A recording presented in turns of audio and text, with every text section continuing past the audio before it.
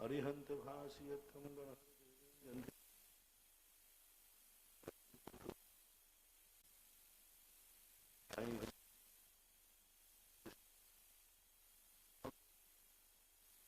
शुद्ध परिमाण ओग पुबुग चुत्याय सुत्तत्थय दुधम कहां सारस कालो वंशेमी पूज्यमी वंदामि नमस्यामि दुखो को कुमको भोलाहो सुवे मनु शमाहि मनु मज्जम अतः अपराह्न स्वाध्याय विलयाम श्री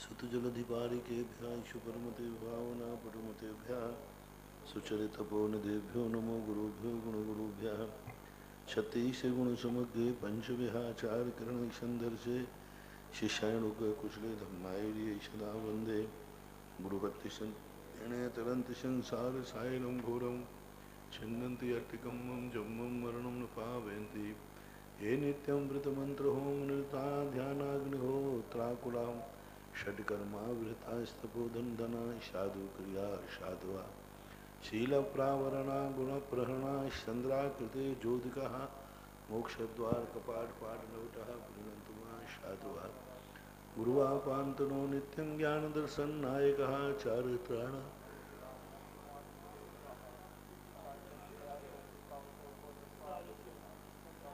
समदंसन समचरिताणं पंचविहाचारणं आयर्याणं आयरादिसुदनानोपदेश्याणं वज्रायाणं तिरयणपालयाणं शुभसाहनं शारचकालं वंश्यमे पूज्यमे वंदा दुखों को कमुखो वैलाहु शुभविनं शमाहि मन्नं जन्मूल संपत्ति हो मज्जमे यस्य नेतारं भेतारं कर्मभूभृतां ज्ञातारं विश्वतत्त्वानां वन्दे तद्गुणलब्धे पंच परमेष्टि भगवान की जय हो। आचार्य श्री गुरुवर कुंद कुंद महाराज की जय हो। आचार्य श्री गुरुवर उमा स्वामी महाराज की जय हो। आचार्य श्री गुरुवर विद्या सागर महाराज की जय हो। परम उपकारी निर्यापक श्रवण मुनिपुंग श्री सुधा सागर जी महाराज की जय। आचार्य संघ की जय। प्रकृति को एक सर्वव्यापक करुणामयी माँ की उपमा दी जाती है। माँ जहाँ बालक गलती करता है तो उसे दंड भी देती है, लेकिन कभी कोई ऐसा मंदबुद्धि जीव जन्म जाता है जो गलती तो नहीं करता, लेकिन मंदबुद्धि होने के कारण से कुछ विशेष रूप से लक्ष्य को प्राप्त नहीं कर पाता, तो उनके लिए एक मध्यम दशा का प्रावधान किया। जो उद्दंड थे, जो उद्दंड होते हैं, उनको लिए नरकों की व्यवस्था बनाई, नरक बनाए प्रकृति ने नेचुरल रूप से। जो सर्वोत्कृष्ट थे, सर्व ऊंचाई को छूने वाले थे, उनको मोक्ष की व्यवस्था की। लेकिन बीच के जो लोग जो मंदबुद्धि हैं, उद्दंड नहीं है, लेकिन कुछ सत्यासत्य का निर्णय नहीं कर पाते, उतनी मेहनत नहीं कर पाते जितनी मेहनत करना चाहिए, उतने अपने आप को नहीं संभाल पाते। ऐसे मंदबुद्धि मध्यम वर्गीय लोगों के लिए निकृष्ट के लिए नरक है, उत्कृष्ट के लिए मोक्ष है। अजघन्य और अनुत्कृष्ट लोग जो हैं उनके लिए स्वर्ग की व्यवस्था है। और स्वर्ग में वही लिख जाते हैं जो इंटरव्यू में पास नहीं हो पाते, अच्छे नंबर नहीं ला पाते, लेकिन पास होते हैं। फेल भी नहीं है, लेकिन अच्छे नंबर लाने से उनको जीवन का वह उच्च पद नहीं मिल पाया, उस पद का ज्वाइन लेटर नहीं प्राप्त कर पाए, पास तो हुए हैं। अब ऐसे पास लोगों के जो मध्यम श्रेणी के पास होते हैं, ऐसे लोगों के लिए प्रकृति ने स्वर्गों की व्यवस्था बनाई। चलें अपन समझते हैं वे स्वर्ग कैसे हैं, जहाँ मध्यम वर्ग के लोग गांधी डिवीजन से पास होने वाले लोगों की जिंदगी गुजरती है, जहां लोग अपने शर्म लक्ष्य को प्राप्त नहीं होकर रास्ते में ही शाम हो जाती है, वो अपनी रात्रि कैसे व्यतीत करते हैं, कैसी व्यवस्थाएं उनको दी जाती हैं। ये रेस्ट हाउस है।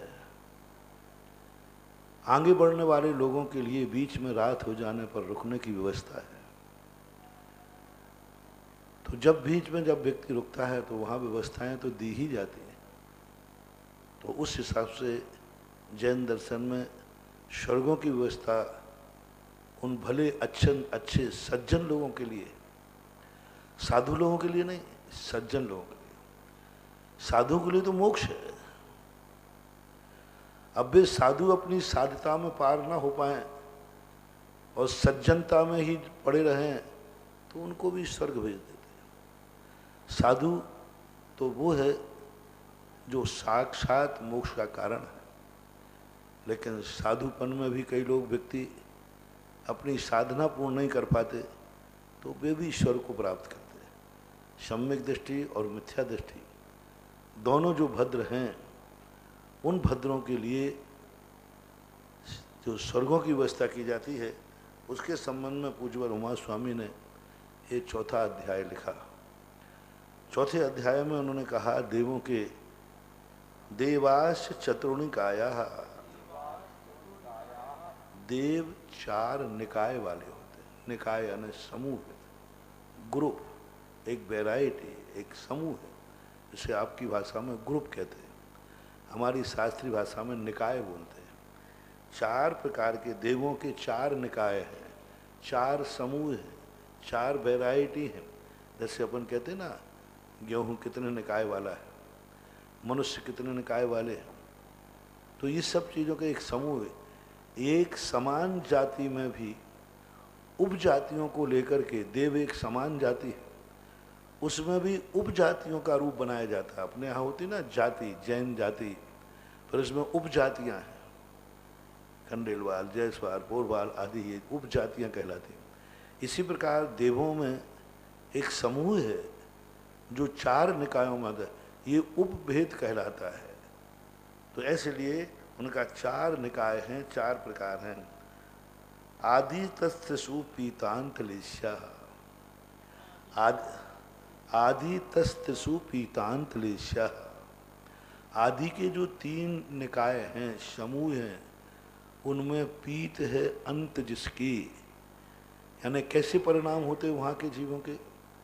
इनको देव क्यों कहते हैं, उनके परिणाम कैसे होते, किस रूप में होते हैं। तो 3 निकाय बोलते हैं। आगे आपको पता चल जाएगा, अभी पहले से मैं बता देता हूँ। भवनवासी, व्यंतर, ज्योतिष और वैमानिक। तो जब क्रम में 3 निकाय लेते हैं तो पहली निकाय व्यंतर, भवनवासी और ज्योतिष। इनमें 3 लेशा है। पीत लेशा ही अकेली नहीं, पीतांत शब्द डाला है। यदि पीत लेशा ही अकेली होती तो पीत है अंत जिसमें, वो नहीं डालते। इससे सिद्ध है कि कहीं किसी न किसी रूप में इन 3 निकायों में कृष्ण लेशा, कापोत लेशा, नील लेशा और कापोत लेशा पाई जाती। ऐसा सिद्धांत ग्रंथों में मिलता है कि जघन्य कृष्ण लेशा, जघन्य नील लेशा, जघन्य कापोत लेशा वाले जीव जो देवायु को बंद कर लेते हैं और देवायु के बंद के बाद उनकी लेशा मंद हो जाती है, तो वो उस लेशा को लेकर जाते हैं और अपर्याप्त दशा में उनकी यह लेशा पाई जाती है। इस अपेक्षा से, क्योंकि देवायु के साथ पाई गई ना, मरते ही देवायु का उदय आ गया। देवायु का बंध तो उन्होंने कर लिया था तो देव में तो जाना है, लेकिन परिणाम संक्लेशित हो गए मरते समय। कृष्ण नील आदि के परिणाम हो गए तो वह कृष्ण लेशा के साथ ही मरेगा और मर करके वहाँ पर्याप्त दशा में पाया जाए। एक विचारधारा, एक सिद्धांत कथन ये मिलता है। दूसरा ये मिलता है कि कुचित कदाचित इन देवों की लेशा, क्योंकि पूज्यवर उमा स्वामी महाराज ने पर्याप्तक अपर्याप्तक का तो कोई भेद किया नहीं, कि जो निकृष्ट जाति के देव होते हैं, अम्मावारी शादी बढ़ाने करने का, ये दूसरों को सताने का काम करते हैं, तो इनके परिणाम उस समय कृष्ण नील कापोत लेशा रूप हो जाते हैं। लेकिन यह बात बनती नहीं है, क्योंकि आगम में यह भी कथन है स्पष्ट रूप से कि देवों की जो लेस्या जन्म के समय होती है वही मृत्यु पर्यंत होती है। इस बात को जब सारा आचार्य एक मत होकर स्वीकार करते हैं तो यह पीतांत लेस्या वाली बात बहुत विचारनीय हो जाती है। तो अब वहाँ जन्म से दो जन्म होते हैं देवों के सिद्धांत ग्रंथ में, एक उपपाद जन्म होता है, एक औपपादिक जन्म होता है। उपपाद जन्म वह कहलाता है जो यहाँ से मरण करके जैसे ही देवायु का उदय होते हैं उसे उपपाद पद बोलते हैं, विग्रह गति में आ गया। यानी देवायु का प्रथम समय वही देवायु का उपपाद पद है। और एक होता है औपपादिक जन्म, जो वहाँ एक अंतर्मुहूर्त के बाद जब वो पर्याप्तक हो जाता है तब उसको औपपादिक जन्म बोलते हैं। तो ये दो जन्म हैं। अब दो जन्मों में यदि अपन लेते हैं तो ऐसा प्रतीत होता है कि जो लेस्या एक बार जीवन में बन गई, जिंदगी भर रहती है, तो वो लेस्या पर्याप्तक होने के बाद लेना चाहिए। देवायु के उदय के साथ वह व्यवस्था इस सूत्र के अनुसार नहीं बनेगी। इस सूत्र के अनुसार तो जब बनेगी जब एक ही लेस्या का हो, या ऐसा अर्थ निकालो इसका, किसी देव की व्यंतर भवनत्र की कृष्णलेस्या होती है, किसी की नील होती है, किसी की कापुत होती है। ऐसा अर्थ यदि यह सूत्र के निकाला जाए तो बहुत बड़ी बाधा हो जाएगी कि कोई कृष्ण, कोई नील, कोई कापुत वाले रहेंगे और कोई पीत वाले भी रहेंगे। यानी चार लेस्याएँ, क्योंकि वहाँ जीवन भर रखना है। यदि आयु के साथ में हम लेस्या का उदय मानते हैं तो जिसका कृष्ण लेस्या का है वो पूरी जिंदगी भर कृष्ण लेस्या बनी रहेगी।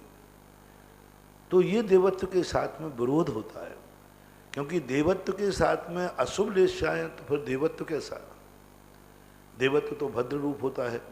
इसलिए वह बात युक्ति युक्त बैठती है कि यदि तीन लेस्याओं को माना भी जाए इस सूत्र के अनुसार तो वो अपर्याप्त दशा में मान लेना चाहिए, विग्रह गति में, और अपर्याप्त दशा में अशुभ लेस्या, और जैसे ही वो पर्याप्तक होगा पीत लेस्या हो जाएगी। यानी पर्याप्तक होने के बाद लेस्या स्थिर हो जाती है, यानी वो अपना पूर्ण नाम ने, उसमें लेस्या में भी उत्तम मध्यम जघन्य भेद होते हैं लेकिन लेस्या का परिवर्तन नहीं करेगा।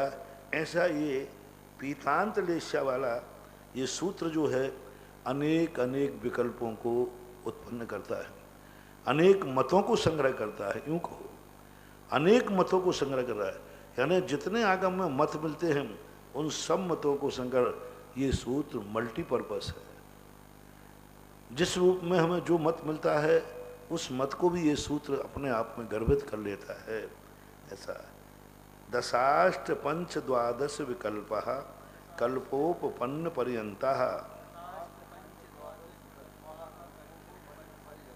अब ये जो देव हैं चार प्रकार के निकाय, इनके जो अलग अलग भेद होते हैं, चार निकाय हो बताए थे ना, तो चार निकायों के अलग अलग भेद हैं।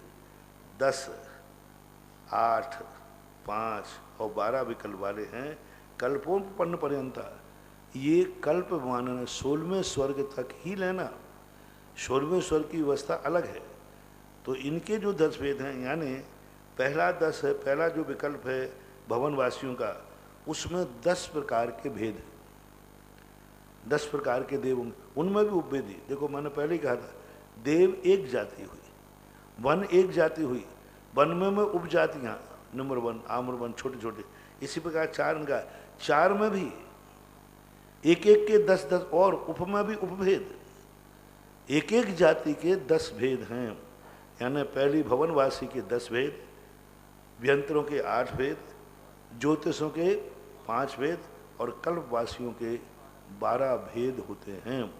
भेद जब किया जाता है जब कोई लक्षण सामान्य से हट करके होता है। सामान्य हमने देव कह दिया तो देव से हम कहीं पूर्णता निर्णय नहीं कर पा रहे। उपभेद जब बनाए जाते हैं जब सामान्य से हमारा कोई निर्णय नहीं होता, हम कहीं ना कहीं फंस जाएंगे, तो फिर उनका उपभेद बना दे। भेद में भी फिर उपभेद कहलाते हैं। तो भेद जब भी होता है कोई ना कोई एक असाधारण विशेषता को लेता है, जो सामान्य में गर्भित होकर के भी अपनी अलग पहचान बना रहा है। सामान्य में गर्भित है लेकिन नई पहचान बना रहा है।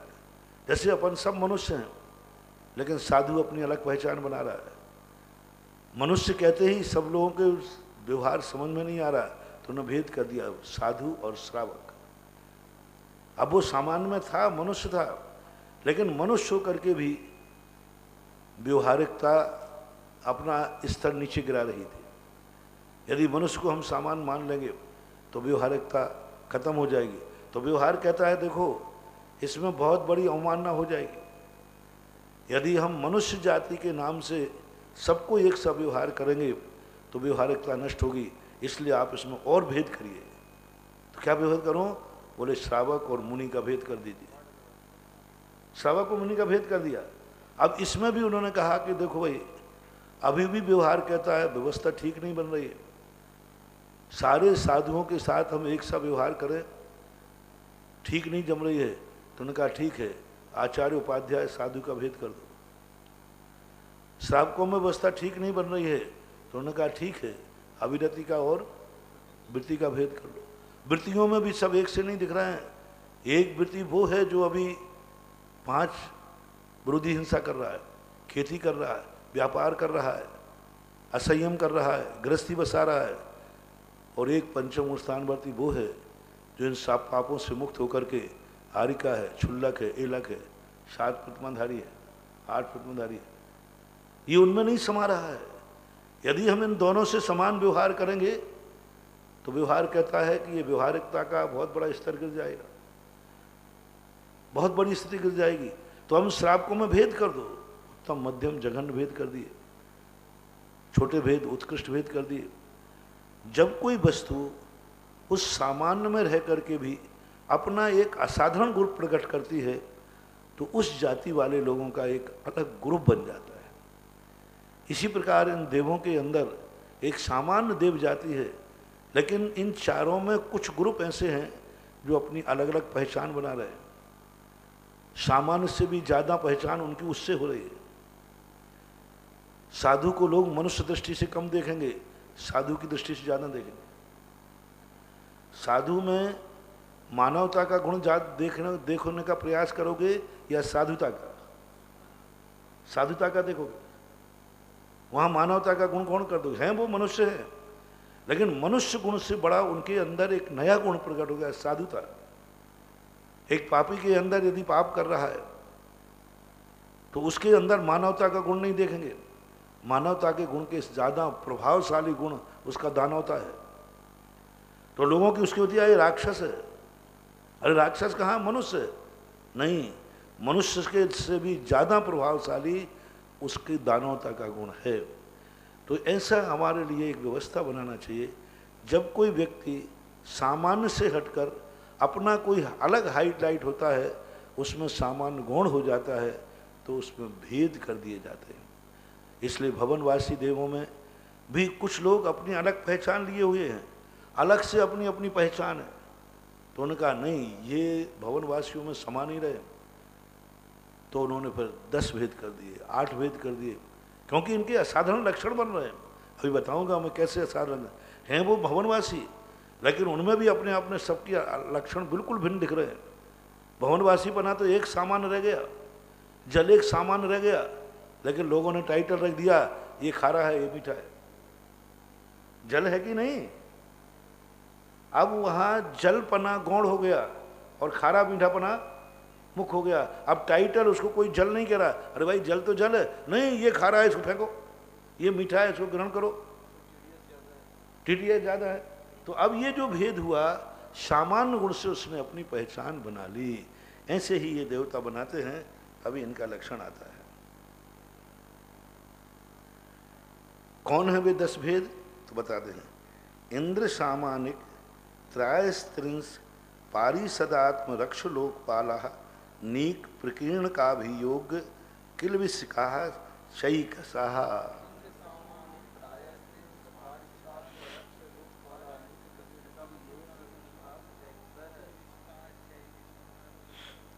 इंद्र, ये 10 भेद बनाए। अब देखो जाति एक है, भवनवासी है, अपन भवनवासी में लगा लेते हैं भवनवासी, लेकिन जाति एक है। लेकिन कुछ उनमें ऐसे हैं जो इंद्र हैं, जिनका प्रभाव है। हर व्यक्ति उनके सामने झुकने को तैयार है, हर व्यक्ति उनका अनुकरण करने को तैयार है, हर व्यक्ति कह रहा, वो किसी पे शासन नहीं कर रहे हैं। ध्यान रखना, बड़ा आदमी वो नहीं है जो किसी पे शासन करे, बड़ा आदमी वह है जिसके शासन में लोग रहने के लिए लालायत हों। ऋषभदेव किसी के हुकूमत नहीं की, लोग उनकी शरण में पहुंचे, मैं तुम्हारी शरण में चाहता हूं। गुरु वह नहीं है जो शिष्य बनाता है, गुरु वह है जो शिष्य गुरु को बनाता है। दो प्रकार के हो गए, एक तो गुरु कहता है कोई मेरा शिष्य बने, और एक शिष्य ढूंढता हुआ आता है तुम मेरे गुरु बनो। जब शिष्य कपन को गुरु को गुरु बनावे तब महान है। इसी प्रकार कुछ समाज के लोग होते हैं, वो समाज के बीच में आना नहीं चाहते, लेकिन समाज उनसे सलाह मांगने जाते। ऋषभदेव किसी के बीच में आना नहीं चाहते थे, अपने आप में मस्त रहते थे, अपने आप में चिंतन में रहते थे, कोई लेना देना नहीं था। ऋषभदेव का बड़ा वर्णन, इतनी शांत मुद्रा का वर्णन पूर्वज जिनसेन स्वामी ने किया। लाखों लाखों वर्षों तक ऋषभदेव को कोई मतलब ही नहीं था, दुनिया क्या है कुछ लेना देना ही नहीं था। अपने आप में मस्त थे, अपने दोस्त यारों के साथ मस्त थे, अपने जो भी तत्व चिंतन जो भी वो करते उनकी अवस्था थी, कोई मतलब नहीं था। लेकिन ऋषभदेव प्रजा को लेकर उनके पास पहुंच गए। मुझे तुम्हारी शिक्षा की जरूरत है, तुम मेरा नेतृत्व करो, तुम मेरे मालिक बनो, तुम मेरे गाइड बनो, तुम मेरे गुरु बनो। ऋषभदेव नहीं गए जनता के पास कि मैं तुम्हें समझाना चाहता हूं, तुम संकट में तो नहीं हो। जनता पहुंची, ऋषभदेव के पिताजी खुद पहुंचे कि मुझे इसका समाधान करो। ये कहलाता है बड़प्पन, ये कहलाता है महानता। जब अपने आप लोग तुम्हारे लिए तुम्हारे गुण देख करके, तुम्हारी एक ऐसी असाधारण विशेषता देख करके तुम्हारे पीछे चलने के लिए लालायत हो जाए। किसी के आगे चलने के पहले ये देखो कोई तुम्हारे पीछे चलने को तैयार है कि नहीं। तो इंद्र नाम की एक ऐसी शक्ति, ऐसा गुण होता है, एक ऐसा पुण्य होता है जो दूसरे लोग कहते हैं कि नहीं आप मेरे नेता, मैं आपके पीछे चलूंगा। तो अब वो भवनवासी है, लेकिन उसमें एक गुण है, एक असाधारण पुण्य लेके आया है, उसको इंद्र बोलते हैं। सामान्य जब कोई भी शक्ति होती है तो ये मत मनाना कि वही होती है, उसके बराबर की कोई शक्ति होती। लेकिन बराबर की शक्ति होकर के भी एक पद पर दो तो नहीं बैठ सकते ना। गुण बराबर है, सब कुछ बराबर है, लेकिन एक पे तो एक ही बैठेगा। तो ऐसे कितने लोग हैं जो इंद्र पद की योग्यता लिए बैठे हैं, लेकिन इंद्र एक पद होता है। तो फिर आपके यहाँ दूसरा पद आता है सामान्य, जिसे आपकी भाषा में समझाऊं चाचा। वो भाई का बराबर का हकदार है, भाई है, भाई है, लेकिन वो भाई होकर के भी परिवार के लिए चाचा है, पिता नहीं है, चाचा है। सामान्य है, संपत्ति पर समान अधिकार है, संपत्ति पर समान अधिकार है, पूजा की दृष्टि से महान है, सब बराबर हैं। हाँ, छोटे पापा बड़े पापा, एक पापा है एक बड़े पापा है, एक पापा है एक चाचा है। अब इनके सब अधिकार हैं, संपत्ति सब कुछ बराबर है, लेकिन फिर भी सामान्य होकर के भी उनके अंदर एक हुकूमत नाम का गुण नहीं होता है, ऐश्वर्य बराबर होता है। सामान्य शब्द और इंद्र शब्द की व्याख्या में ये मानना सब कुछ बराबर है, ऐश्वर्य में कोई कमी नहीं है, वैभव में कोई कमी नहीं है, मात्र एक गुण नहीं है, हुकूमत। चाचा सब कुछ है तुम्हारा, सब कुछ है, बड़ा है, पूजनीय, आदरणीय, सब कुछ है, लेकिन वो हुकूमत नहीं दे सकता। हुकूमत तो पिता ही देगा, हाँ वो तो हुकूमत दे सकता है, लेकिन वो सामान्य है। और सामान्य की जब स्थिति बनती है तो वो सामान्य मात्र हुकूमत देने का, आदेश देने का अधिकारी नहीं। कितने वकील होते हैं जो मजिस्ट्रेट की योग्यता रखते हैं, लेकिन निर्णय तो मजिस्ट्रेट ही देगा ना। सामान्य हैं, उसके समान जैसे बहुत सारे मजिस्ट्रेट हैं, लेकिन वह योग्यता देने का अधिकारी नहीं था।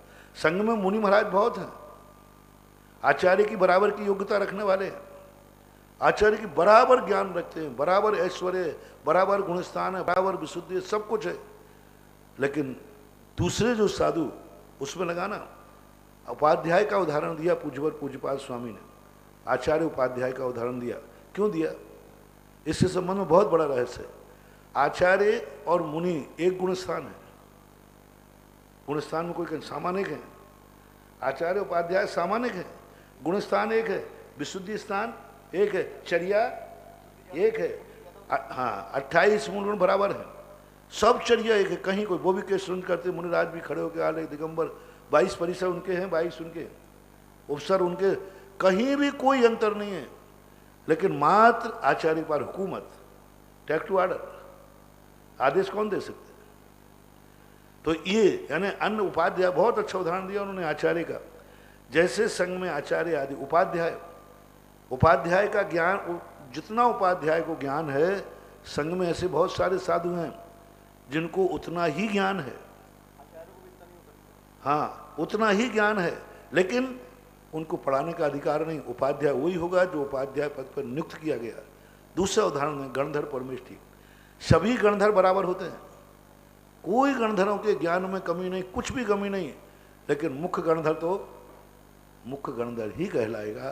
तो ऐसे ये सामानिक नाम के जो देव होते हैं, तो उनमें इंद्र की सब कुछ रहता है, हुकूमत नहीं रहती इनके पास। सामानिक त्रायस्त्रिंश कहलाते हैं मंत्रिमंडल, जो सलाहकार होते हैं, जो राजा के हर परामर्श करते हैं। मंत्री जो होता है मंत्रणा करने वाले, क्योंकि राजा कई बार अपने जमीन के स्तर का न होने से राजा सिंहासन पर बैठता है, समस्याएं जमीन पे आती है, सिंहासन पर नहीं आती, परिस्थितियां जमीन पे आती है। मंत्री वो चीज है जो जमीन से लेकर सिंहासन तक की कड़ी को जोड़ता है। मंत्री जमीन के लोगों के साथ भी खड़ा हुआ मिल जाएगा, राजा नहीं मिलेगा। मंत्री सबके बीच में चला जाएगा, राजा नहीं जाएगा। राजा की शोभा सिंहासन है, मंत्री कहीं भी चला जाएगा। राष्ट्रपति सब जगह नहीं जा सकता, प्रधानमंत्री जा सकता है। तो वो प्रधानमंत्री एक जमीन पर सिंहासन के बीच की कड़ी होने से मंत्री शब्द मंत्रणा से बना है। मंत्रणा देने वाला साहित्यिक भाषा में, देवी भाषा में उसे त्रायस्त्रिंश कहते हैं। इनको त्रायस्त्रिंश क्यों कहते हैं? क्योंकि ये 33 ही होते हैं, इनकी संख्या निश्चित है कि ये 33 होते हैं, इनको त्रायस्त्रिंश नाम। पारिषद, पारिषद बोलते हैं सभा के सदस्यगण, जैसे पंचायत होती है, सरपंच, उप सरपंच, उसके बाद पंच, तो ये सभासद होते हैं, जैसे मीटिंग में होते हैं अध्यक्ष, मंत्री, कोषाध्यक्ष, कोर कमेटी होती है, पर उसके बाद एक सामान्य सदस्य होते हैं। तो ये पारिषद होते हैं, ये सभा के सदस्य हैं, ये कोई वैसे नहीं है, कोई सामान्य लोग नहीं है, अधिकार है इनको, समर्थन करने का अधिकार है, विरोध करने का अधिकार है, और कुछ नहीं कर सकते। जो ट्रस्टी लोग होते हैं, सामान्य सदस्य, इनका कुछ भी नहीं है, या तो ये समर्थन करें या विरोध करें, बस वोट डालने का, समर्थन करो या विरोध करो। जो मंत्री ने, राजा ने प्रश्न रखा है, या तो विरोध कर सकते हैं, मैं विरोध करता हूं इसका, और या समर्थन, दो के अलावा इनके पास कोई अधिकार नहीं होता है, इसलिए पारिषद कहते। लेकिन समर्थन और विरोध करने का अधिकार बहुत बड़ा है। यदि मान लो सारे ट्रस्टी समर्थन नहीं करें तो प्रस्ताव भी पास नहीं हो, सरकार गिर जाती है। जब अविश्वास प्रस्ताव पास होता है तो करोड़ों करोड़ों की कीमत हो जाती है। तो अधिकार ना हो करके भी इनके अधिकार बन जाते हैं। आत्मरक्षक, आत्मरक्षक बोलते बॉडी गार्ड, ब्लैक कमांडो।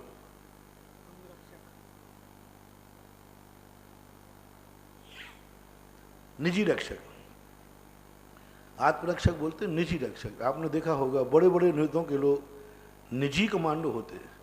एक कमांडो वो होते हैं जहां पहुंचते हो वहां की पुलिस आ जाती है, नहीं, उनके साथ एक निजी कमांडो होगा जो हमेशा रहेगा। ना उसको सीमा से मतलब है, ना थाने से मतलब है, ना देश से मतलब है, ना विदेश से मतलब है। वहाँ तो उनका बॉस जहाँ है वहाँ वो कमांडो है, 24 घंटे साथ रहेगा, उसके ऊपर कोई कानून लागू नहीं होता। ये पुलिस एसपी तो अपने थाने दौड़ने के बाद छूट जाएंगे, लेकिन आत्मरक्षक वो होता है जो 24 घंटे हर स्थान पर उसको जाने का अधिकार होता है, पावर होता है। इसलिए पर्सनल बॉडीगार्ड जो होते हैं उसी को मान लेना चाहिए। और फिर है लोकपाल। लोकपाल कहलाता है वो निजी नहीं है। जैसे मान लो यहाँ आए कोई प्रधानमंत्री आता है तो यहाँ का जो एसपी होगा वो लोकपाल है, वो यहीं तक सीमित रहेगा। उस एरिया में यदि गए तो वो सीमित रहेगा, तो उसको बोलते लोकपाल, कोतवाल कहो, लोकपाल कहो, एसपी कहो, ऐसा। फिर उसके बाद है अनीक, अनीक बोलते हैं सेना को। सैनिक लोग जो होते हैं वो अनीक, तो अनीक होते हैं। प्रकीर्णक, प्रकीर्णक बोलते हैं परिवार को, देवियां हैं और भी जो उनके परिकार हैं, जो उनके अंडर में रहने वाले परिवार जाति को बोलते हैं ना। परिवार के जो सदस्य हैं, रिश्तेदार आदि हैं, वे प्रकीर्णक कहलाते हैं। आभियोग, आभियोग कहलाते हैं वाहन। हमारे यहाँ वाहन होते हैं, मोटर गाड़ी आदि, वहाँ मोटर गाड़ी आदि नहीं है, कोई कंपनियाँ नहीं हैं, वहाँ देवता ही वाहन हैं। हर देव के पास अलग अलग वाहन है, ऐसा कोई भी देवता नहीं है जिसके पास वाहन नहीं हो, और वाहन सबके निश्चित वाहन हैं। अभियोग जाति के एक देव होते हैं, वे सबके वाहन बनते हैं। वहाँ निश्चित है कि तुम्हें ये वाहन, वहाँ 2 व्हीकल, 3 व्हीकल, 4 व्हीकल सब है। तुम इनके साथ रहोगे, मयूर वाहन बन के रहोगे, इनके साथ रहोगे, हस्ती वाहन बन के जाओगे। इंद्र के साथ रहोगे तो कोई निश्चित वाहन नहीं है, जो इंद्र चाहेगा वो वाहन बनना पड़ेगा। कुछ लोगों के वाहन निश्चित हैं, वो मनमाने ढंग के वाहन नहीं बना सकते। वो अभियोग जाति को ये नहीं कर सकते हमें ऐरावत हाथी बनाओ, है अभियोग जाति तुम ऐरावत हाथी बन जाओ, नहीं, वो नहीं बनेगा, वो नहीं बनेगा। मैं माँ तुम्हारे लिए मयूर ही बनूंगा। मयूर पर बैठ के चलना हो तो चलो, तुम हंस बन जाओ, नहीं बनेगा। तो कुछ देवताओं के वाहन नियत हैं, और कुछ जो बड़े बड़े देवता हैं उनके वाहन नियत नहीं हैं। वो जिस प्रकार के वाहन में बैठना चाहें उस प्रकार का वाहन उनको बनना चाहता है। किल्बिस व्यवस्थापक, दरी उठाने वाले, फर्श उठाने वाले, सभा लगना है सब कुर्सियाँ पहुँचने वाले, साफ करने वाले, जो आ रहे हैं लोग उन सबको पानी पिलाने वाले, आपकी भाषा में समझा रहा हूँ, ये कहलाते किल्बिस जाति के देव। इसी प्रकार वहाँ भी लोग होते हैं। अब आप ये पूछ सकते हैं कि ये सारी व्यवस्थाएं क्यों एक ही सा? अरे पापी प्रकृति है, दूसरों की सेवा करना, सफाई करना। बैठेंगे कोई फर्श कोई बिछा रहा है, बैठेंगे कोई झाड़ू कोई लगा रहा है, पानी किसी को पहना पिला कोई रहा है, तो ये सेवा चाकरी कहलाती है। से चाकरी बोली, नौकरी भी नहीं, चाकरी। नौकरी अच्छी है, चाकरी और खराब है, ये चाकरी कहलाती है।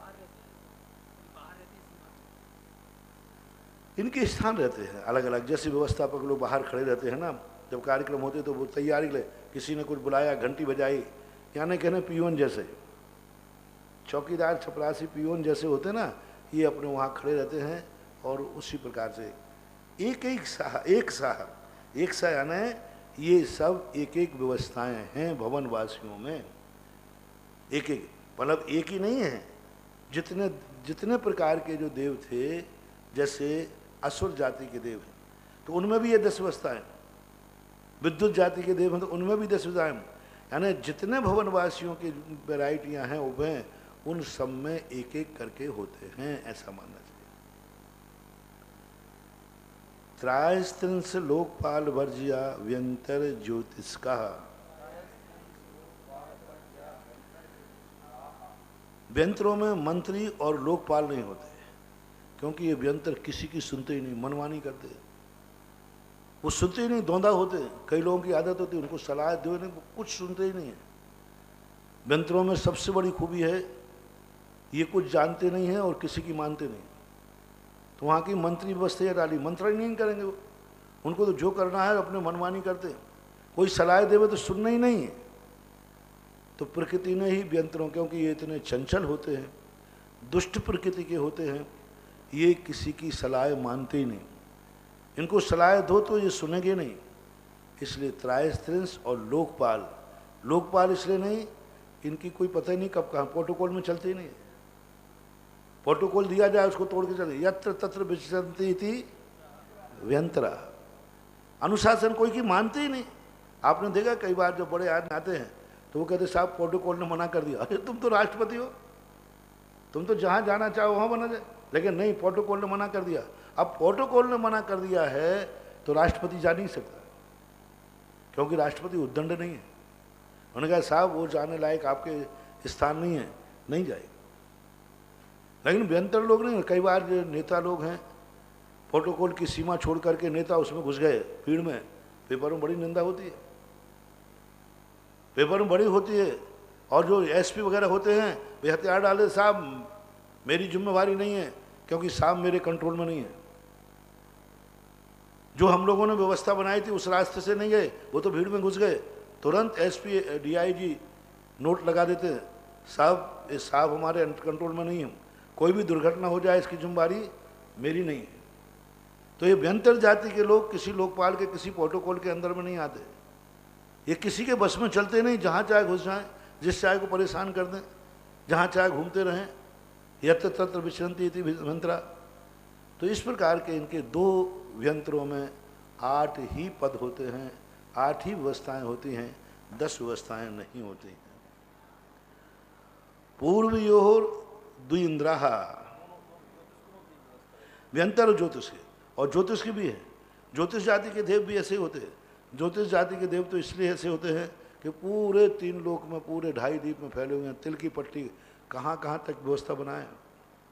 अब प्रतिदिन ही यदि कोई ना कोई नेता आने लग जाए तो फिर एसपी तुरंत नोट लगाता है, साहब हम अपराधियों को पकड़ें या नेताजी की व्यवस्था बनाएं। हम नेता की व्यवस्था बनाएं, आए दिन नेता आ रहे हैं। अब मैं नेताओं की व्यवस्था बनाऊं कि यहाँ देश के अंदर जो हमारे राज्य जिले के अंदर अराजकता फैल रही हैं, गुंडागर्दी, चोरी चपाटी हो रही, मर्डर हो रहे, इन केसों को निपटाऊं या मंत्री जी की व्यवस्था करूं। तो हाँ, ये नियम है कि किसी जिले में जो बड़े मंत्री होते हैं वे अंतराल से जाएंगे, ऐसे नहीं कि वहाँ गए तो ज़्यादा एक के बाद एक चले जाएं। तो ज्योतिष देव इतने फैले हुए हैं कि वहाँ भी लोकपालों की व्यवस्था बन नहीं पाती, और ना ही वहाँ पर सलाहकारों की व्यवस्था। कितने बनाओगे, वो संख्या बहुत है।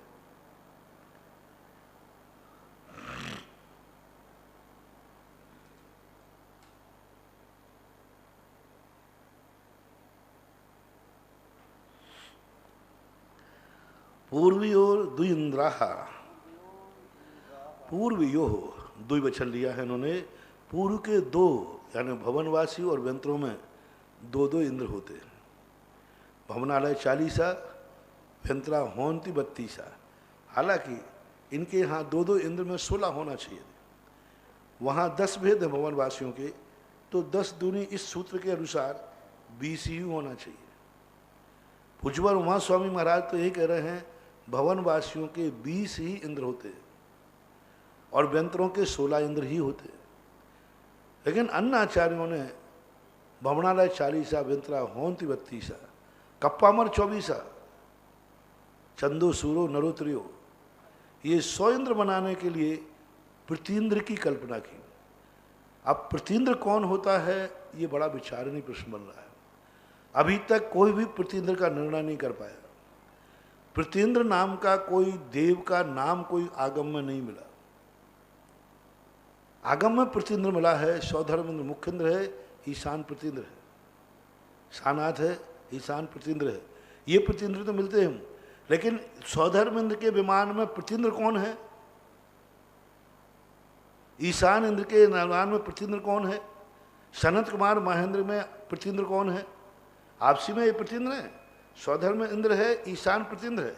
प्रतिष्ठा पाठों में आया, प्रतिष्ठा पाठों में ईशान को प्रतीन्द्र कहा है, मुख्य इंद्र सौधर्म को कहा। वहाँ सनत कुमार को दक्षिणेंद्र जितने हैं वे मुख्य इंद्र हैं, और जितने उत्तर में हैं वे उत्तरेंद्र कहलाते हैं, उत्तरेंद्र प्रतीन्द्र। लेकिन कहीं भी प्रतीन्द्र नाम तो आया, सीता के जीव प्रतीन्द्र बना। लेकिन अभी तक इतनी व्यवस्थाएं, त्रिलोक वर्णति, त्रिलोक सार, सारे ग्रंथों में स्वर्गों का वर्णन पड़ा, लेकिन कोई भी ऐसा नहीं कहा सौधर्म इंद्र का प्रतीन्द्र कौन है, ईशान इंद्र का प्रतीन्द्र कौन है। इसी प्रकार भवनवासियों में 20 इंद्रों के नाम मिले, लेकिन वो प्रतीन्द्र 20 कौन है, 20 के नाम मिले, बराबर मिले। इसी प्रकार व्यंतरों में, इसी प्रकार 24 भगवान 12 इंद्रों के नाम तो हैं। क्या आपके पास 24 इंद्र के नाम है? प्रतिष्ठाचार्य बना देते हैं, बस अगले जिनको पृथ्वी बनना हो बन जाना, 3,11,000 में। हमने इनसे पूछा भीलवाड़ा में, इन्होंने कहा हमने कितने बन सकते, तो कहे महाराज 16 बन सकते। मैंने कि इन्होंने तो 16 स्वर्ग थे, 16 बना दिए। तो हमने कहा उनके नाम और तो कौन से हैं, बस नाम देते बगने झांक गए। तो बोले कि नाम तो आप ही खोजो। तो उन प्रतीन्द्रियों के नाम नहीं खोज पाए कि 24 इंद्रों में 12 इंद्रों का हम क्या नामकरण करें, पहले सुर का प्रतीन्द्र का नाम क्या रखें। ये जो विशेषताएं हैं, कुछ ऐसी चीजें हो जाती हैं जिनका हम प्रमाण नहीं दे पाते। और पूज्यवर उमा स्वामी ने तो स्पष्ट कह दिया, दो दो इंद्र ही रहते हैं। और इससे सिद्ध है कि कल्पवासियों के 24 इंद्र नहीं हैं, क्योंकि वहां दो दो इंद्र नहीं कह रहे हैं, मार यंत्रों में और भवनवासियों में दो दो इंद्र कह रहे हैं। अब ये विषय इतना खोज का विषय है, इतना शोध का विषय है कि तत्वार्थ सूत्र से तो हमें मात्र एक प्रमाण मिल गया, लेकिन अब इस प्रमाण को हम लगाएं, कितने शास्त्र इस सूत्र से उड़ जाएंगे। प्रतीन्द्रियों की कल्पना खत्म हो जाएगी, 24 इंद्रों की कथन खत्म हो जाएगा, 40 और 32 इंद्रों के संबंध में विचार नहीं प्रश्न हो जाएगा। एक छोटा सा सूत्र है 2 अक्षर का, लेकिन 2 अक्षरों से रहस्य कितना इसमें छुपा हुआ है। पूर्वयोर 2 इंद्राः। अब ये इंद्र लोग हैं, ये सब हैं संसारी प्राणी होते हैं, तो इंद्रियों के द्वारा ये सब संयमी होते हैं या इंद्रिय सुखी होते हैं। संसार की दृष्टि से सबसे बड़ा इंद्रिय सुख अब ब्रह्म को माना है, प्रविचार को माना है। संसार व्यक्ति उसी को सबसे ज्यादा सुख मानता है, वही सुख के लिए लोग दुनिया लड़ते हैं, मरते हैं, युद्ध होते हैं। त्रिंच आदि पशु खाने पीने आदि के लड़ते हैं, और मनुष्यों में जितने लड़ाई हुई है ज़्यादातर स्त्रियों के लेकर हुई है, प्रविचार को लेकर हुई है, विविचार को लेकर के हुई है। तो देवताओं में क्या प्रविचार होता है या सब शब्द है? तो कहते हैं काय प्रविचारा आएसानात। काय से प्रविचार, या जैसे मनुष्य त्रियंच पशु आदि प्रविचार करते हैं, ऐसा ही आएसानात। आ यानी सीमावादी है, ईशान तक यानी सौधर्म ईशान। कहाँ तक हो गया? भवनवासी, व्यंतर, ज्योतिष और सौधर्म ईशान, इनमें सब काय से प्रविचार करते हैं, यानी काय से ही अपना अब्रह्म करते हैं, ऐसा मानना चाहिए। जैसे मनुष्य त्रियंश का होता है। शेषः स्पर्श रूप शब्द मनः प्रविचारः। शेष क्या करते हैं? इनका क्रम है स्पर्श के द्वारा। देखो धीरे ऊपर जाकर करके कितनी बड़ी स्थिति है, स्पर्श के द्वारा। तो आगे जाकर के जो 2 स्वर्ग हैं, इनमें स्पर्श के द्वारा 4 बनेंगे, 1 2 3 4। तो ये 4 हैं, आगे 2 घटा दो 16 में से, तो कितने बचे? 14। तो पहले और दूसरे स्वर्ग में जो है स्पर्श के द्वारा, दूसरे तीसरे में स्पर्श के द्वारा देव देवांगनाएं मात्र एक दूसरे को स्पर्श करते हैं, उतने मात्र से ही उनकी काम की तृप्ति हो जाती है। स्पर्श करने मात्र से, किसी भी अंग को छू लेने से उनकी तृप्ति हो जाती है। उसके बाद आकर 4 स्वर्गों में रूप के द्वारा मात्र देखने मात्र से देवांगना देवी को देखती है, देवी देव को देखता है, दोनों एक दूसरे को देख करके उनकी काम वासना शांत हो जाती है। शब्द देखते भी नहीं है, मात्र अपनी देवी के उनकी आवाज़ सुनकर, उनके घुंघरू के, उनकी चूड़ियों के, उनके कंगन के, उनके बोलने के, उनके पग चाप से, उनकी कोई भी आवाज़ सुन करके देव को काम की तृप्ति हो जाती। इसी प्रकार देवी को भी लगाना, अपने देव के आभूषणों से, उनके वस्त्राभूषण आदि, चलने फिरने की, उनकी आवाज़ सुन करके देवी भी संतुष्ट हो जाती है। मनः प्रविचारा, मन में स्मरण करने थे। जब उनको काम की वेदना होती है, वो अपनी देवी का स्मरण करते हैं आंख बंद करके, जैसे भी हो उनकी काम की तृप्ति हो जाती है। ऐसे ही देवांगना अपने देव को मात्र जब उसको काम की वेदना होती है तो मन में याद करती है, याद करते ही उनकी वासना शांत हो जाती है। परे प्रविचारः, यानी 16वें स्वर के ऊपर प्रविचार नहीं है, वासना नहीं है, अब्रह्म नहीं है, स्त्री सेवन का भाव ही नहीं आता, ऐसी उनकी वासना शांत है। भवन वासनो सुरनाग विद्युत सुपर्णाग्निवातस तनितो दधि दीप दिक कुमारा।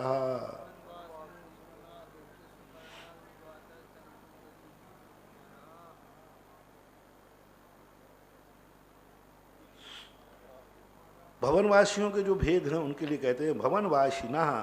भवनों में वास करने वाले लोग कौन, क्या क्या नाम है उनके?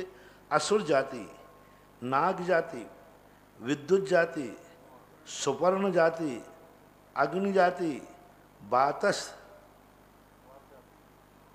हाँ बात, स्तनित, उदधि, दीप और दिक कुमार। इस प्रकार के ये भवनवासियों की उपजातियां। कोई असुर नाम का एक चीज नहीं है, असुर नाम की एक जाति है भवनवासियों में, उपजाति कहलाती है। नाग जाति है, वो नाग जाति आदि के बताते कि धर्मेंद्र जो है नाग जाति का ही एक इंद्र माना जाता है। तो इस प्रकार के हैं व्यंतरहा किन्नर किम पुरुष महोर गंधर्व यक्ष राक्षस भूत पिशाचा।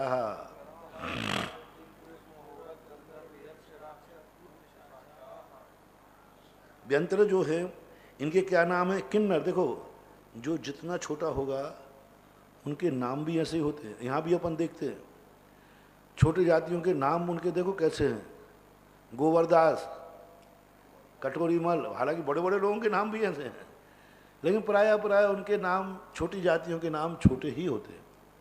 तो वहाँ भी देवों में देखो कैसे उनकी जाति का नाम किन्नर जाति।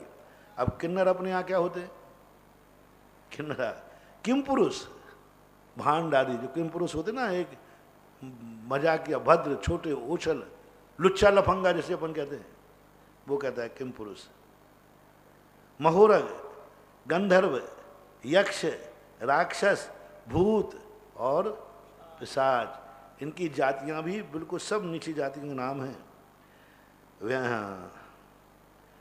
ज्योतिष कहा सूर्य चंद्रमसौ ग्रह नक्षत्र प्रकीर्णक तारकाश्य। जो तीसरे सूत्र में कहा था कि 10, 8, 5 और 12 भेद हैं, उन्हीं भेदों को बता रहे हैं हम। भवनवासियों के 10, व्यंतरों के 8 और ज्योतिष देवों के सूर्य चंद्रमसौ ग्रह नक्षत्र प्रकीर्णक तारका, ये 5 भेद ज्योतिषियों में होते हैं। अब ये ज्योतिषी देव क्या करते हैं? मेरु प्रदक्षिणा नित्यगतियो निर्लोके है। ये जो ज्योतिष देव होते हैं मेरु की प्रदक्षिणा करते हैं, नित्य गति वाले हैं, निर्लोके। 3 शर्तें हैं यहाँ पर। पहले ये ज्योतिष देव क्या करते हैं? मेरु की प्रदक्षिणा लगाते हैं। कब लगाते हैं? नित्य गति हो, नित्य गति वाले होते हैं। कहाँ के देव लगाते हैं? निर्लोके। मात्र 2.5 द्वीप के अंदर अंदर, यानी मानसोत्तर पर्वत के अंदर अंदर जितने आकाश के ज्योतिष देव हैं बस यही चलायमान है।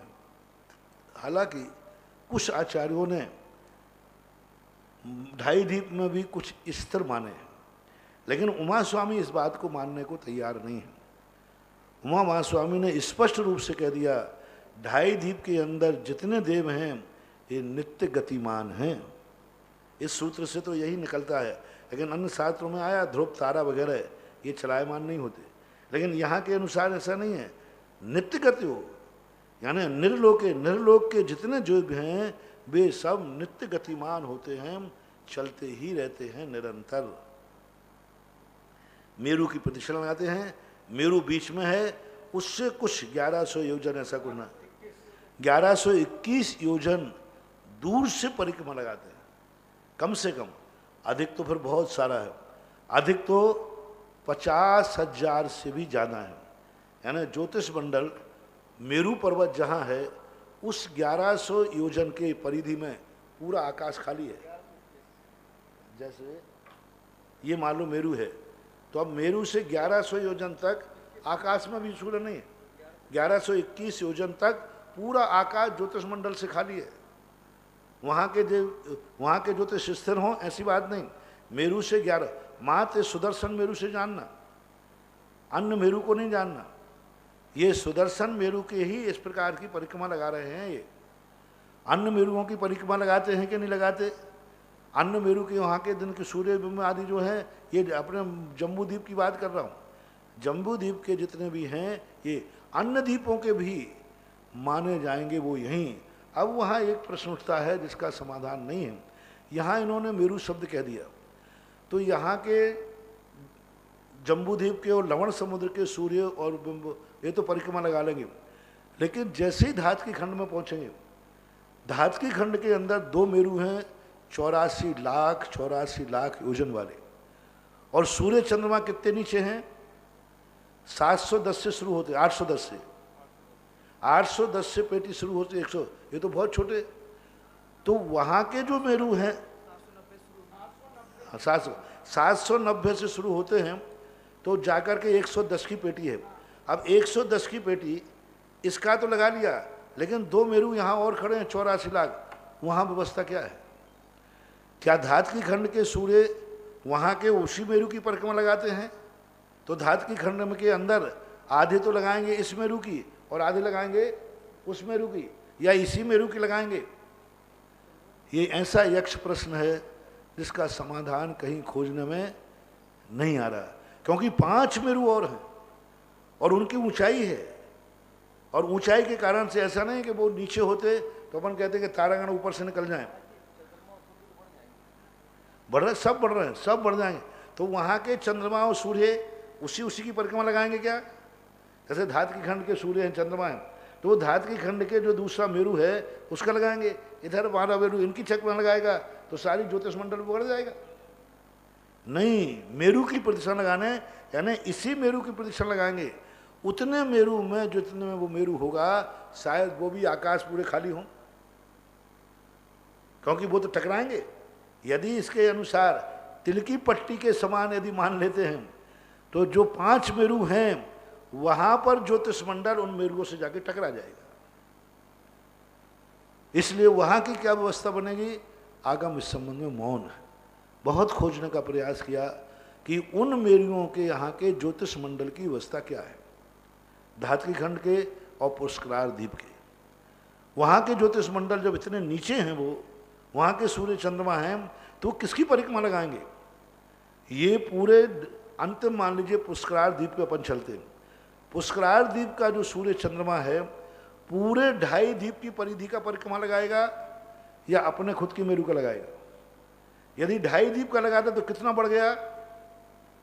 2.5 द्वीप का कितना बढ़ गया? 1 लाख, 2 लाख, धातकी खंड 4 लाख, 4 लाख, और फिर कालोदधि सिद्ध 8 लाख, और फिर पुष्करार आधा 8 लाख मान लो। तो 8 लाख योजन का जो पुष्करार द्वीप है उसकी परिधि कितनी हो गई? यहाँ के सूर्य को तो मात्र 1 लाख की परिक्रमा लगाना पड़ी, 1 लाख का लगा ले। वहाँ का जो सूर्य चंद्रमा है वो 1 लाख 8 लाख की परिधि की परिक्रमा लगाएगा, यानी 8 लाख व्यास वाली किसी चीज़ की परिधि टुकड़ी हो जाती है, 8 × 24 लाख योजन प्रमाण होगी। तो वहाँ का जो आखिरी जो सूर्य है, क्या वो 24 लाख की परिक्रमा लगाएगा? हाँ, बढ़ जाएंगे वो तो, बढ़ने संख्या में कोई नहीं, कि उनका स्थान अलग अलग होता है। कतार बाई कतार में लाइन से हजारों लगा दो, कोई फर्क नहीं पड़ेगा। लेकिन वो परिक्रमा 24 लाख योजन की पूरी लगाएंगे या फिर उसी मेरू की लगाएंगे, ये खुलासा अभी तक तो देखने में नहीं आया। किसी को मिले तो कृपया करके जरूर मुझे बता देना।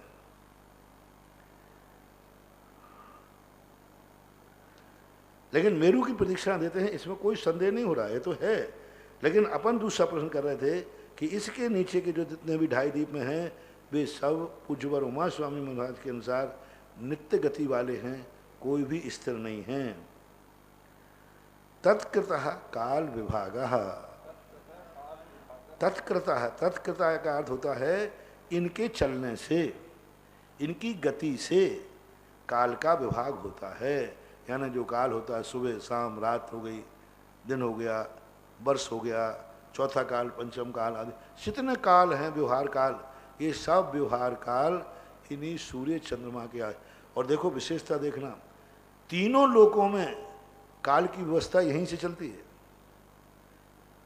असंख्यात भोग भूमियाँ हैं, वहाँ के तो सूर्य चंद्रमा स्थिर हैं, लेकिन वहाँ की एक पल की आयु किससे गिनी जाएगी?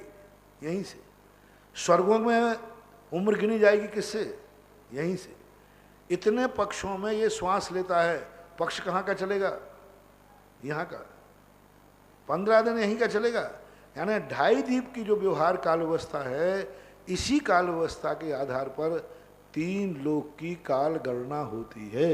इसलिए तत्कतः काल विभागा बहिरवस्थिता। तो बहिर में जो है, बाहर के जो हैं, बहिरवस्थिता, बहिरवस्था क्योंकि राग में आ मिला हुआ है, बहि विसर्ग है और अवस्थिता, बहि यानी बाहर, 2.5 दीप के बाहर के सभी ज्योतिष मंडल स्थिर है। वहाँ पे कोई संदेह नहीं है, क्योंकि वहाँ मेरु नहीं है, वहाँ कोई मेरु नहीं है, नहीं लोकाकाश है। क्योंकि 2.5 दीप के बाहर जो हैं असंख्यात भूभूमि है, त्रियंश हैं, देवता जाते हैं, तो वहाँ की कोई व्यवस्था चिंता नहीं, क्योंकि वहाँ इतने बड़े बड़े मेरु नहीं है, मेरु छोटे छोटे मेरु हैं।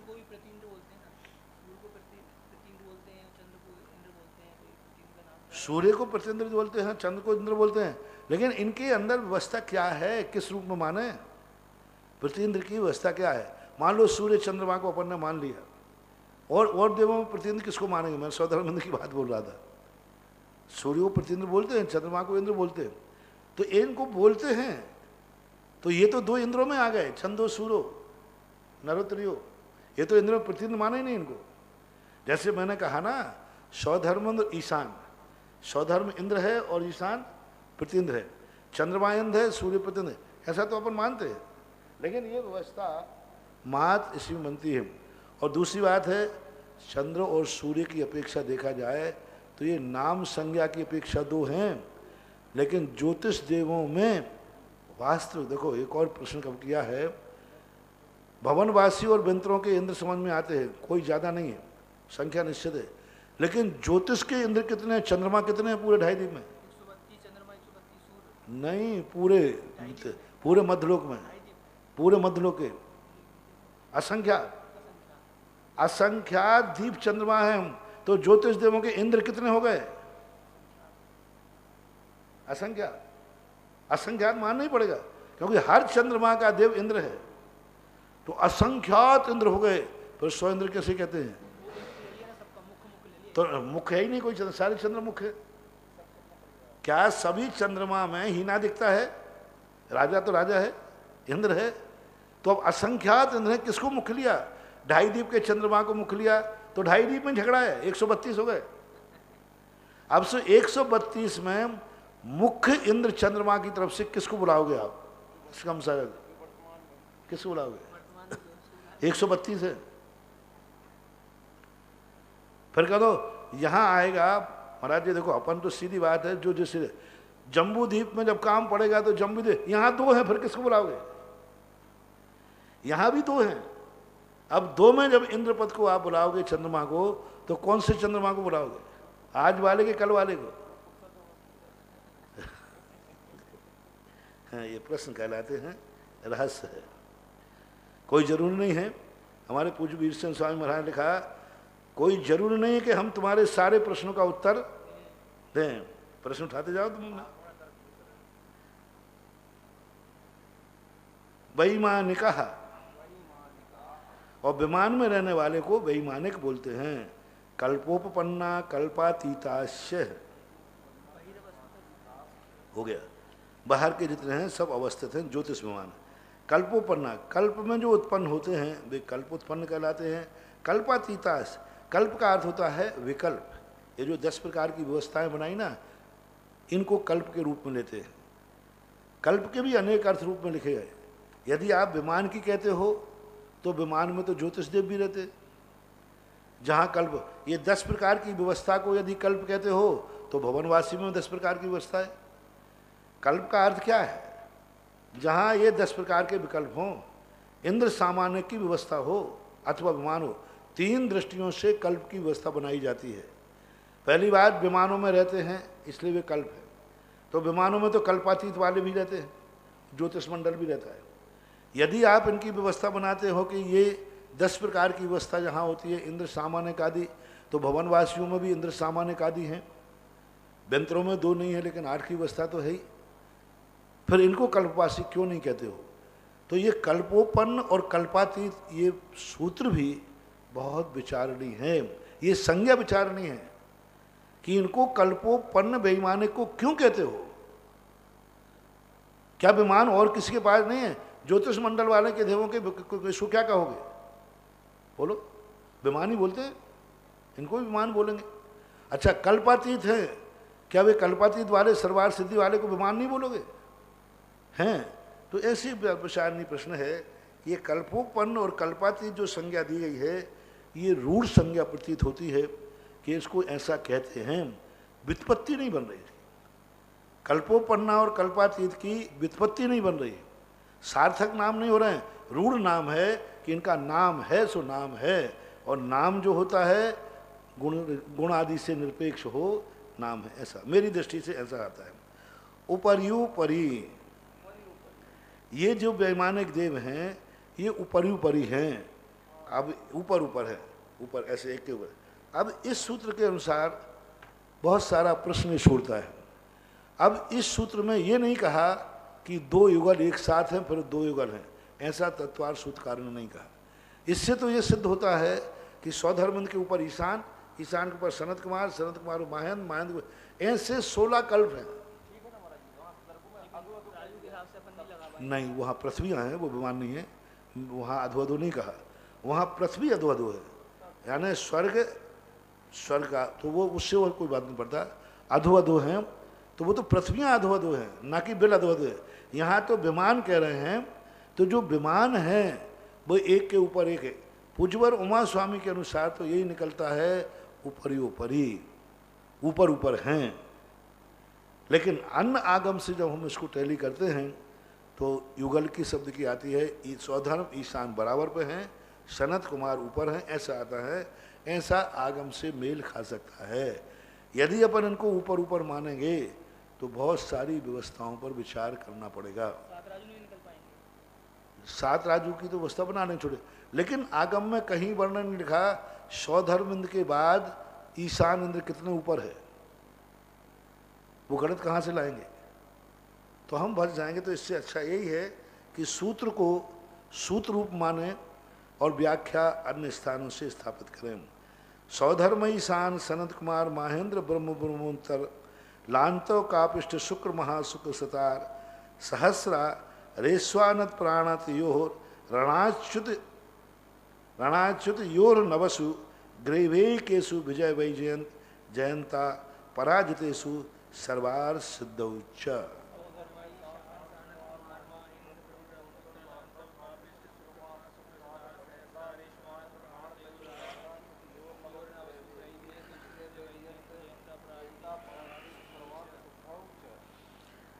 यहाँ पूछवर यदि एक और बात थोड़ा संकेत कर देते, नाम गिनाते समय सौधर्म ईशान के बाद कोई विभक्ति लगा देते, हर दो के बाद विभक्ति लगा देते, तो बड़ी सुविधा बन जाती कि ये विभक्ति लगाने का अर्थ है कि ये दो युगल युगल हैं।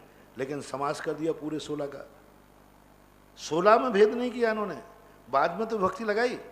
हर युगल के बाद यदि विभक्ति लगा देते तो भी व्याकरणाचार्य साहित्याचार्य अर्थ निकाले, लेकिन समासान कर दिया। सौधर्म ईशान शानत कुमार महेंद्र ब्रह्म ब्रह्मोत्तर लांतव कापिष्ठ शुक्र महासुख सतार सहस्रारेशु। अब यहाँ विभक्ति लगाई, जहाँ हालांकि यहाँ विभक्ति लगाने की जरूरत नहीं थी, सीधा समासान कर सकते थे, लेकिन विभक्ति लगाने का अर्थ है आप रुकिए, सोचिए यहाँ क्या होता है। तो सहस्रार के यहाँ विभक्ति लगाने के दो कारण हैं। पहला कारण है कि यहाँ की सारी व्यवस्थाएं घाटायस्क जो हैं, ये इनकी व्यवस्था बनाई गई कि 12वें स्वर्ग से के नीचे घातायस्क नहीं होते, ऊपर के ही घातायस्क होते। दूसरी व्यवस्था बनाई, त्रियंशों में जो उत्पन्न होते हैं 12वें स्वर्ग तक के ही देव त्रियंशों में उत्पन्न होते हैं। चौथी व्यवस्था बनाई, तीसरी व्यवस्था बनाई कि 12वें स्वर्ग के देव ही नरकों तक जा सकते हैं, उसके ऊपर के देव नरकों में नहीं जाते मध्यलोक से। ऐसी ये दो तीन व्यवस्थाओं के दिखाने के लिए पूज्यवर ने यहाँ पर विभक्ति लगा दी सहस्रारेशु। और फिर आनत प्राणत यो रणाच्युत नवशु ग्रेवेकेशु। तो आनत प्राणत आरण और अच्युत, ये जो हैं, ये जो चार जो स्वर्ग हैं, इनके लिए योर नवसु, फिर जाकर के लास्ट अंतिम जो व्यक्ति लगाना तो उचित है, ठीक है, लेकिन फिर भी ना लगाते तो भी चल जाता। नवसु एक शब्द के साथ अभी अच्युत योर विभक्ति लगा के आए थे, फिर नवसु लगा दी, तो नोट लगाने का अर्थ है कि नौ यहाँ दो होते, ग्रेवक भी नौ होते हैं और अनुदेश।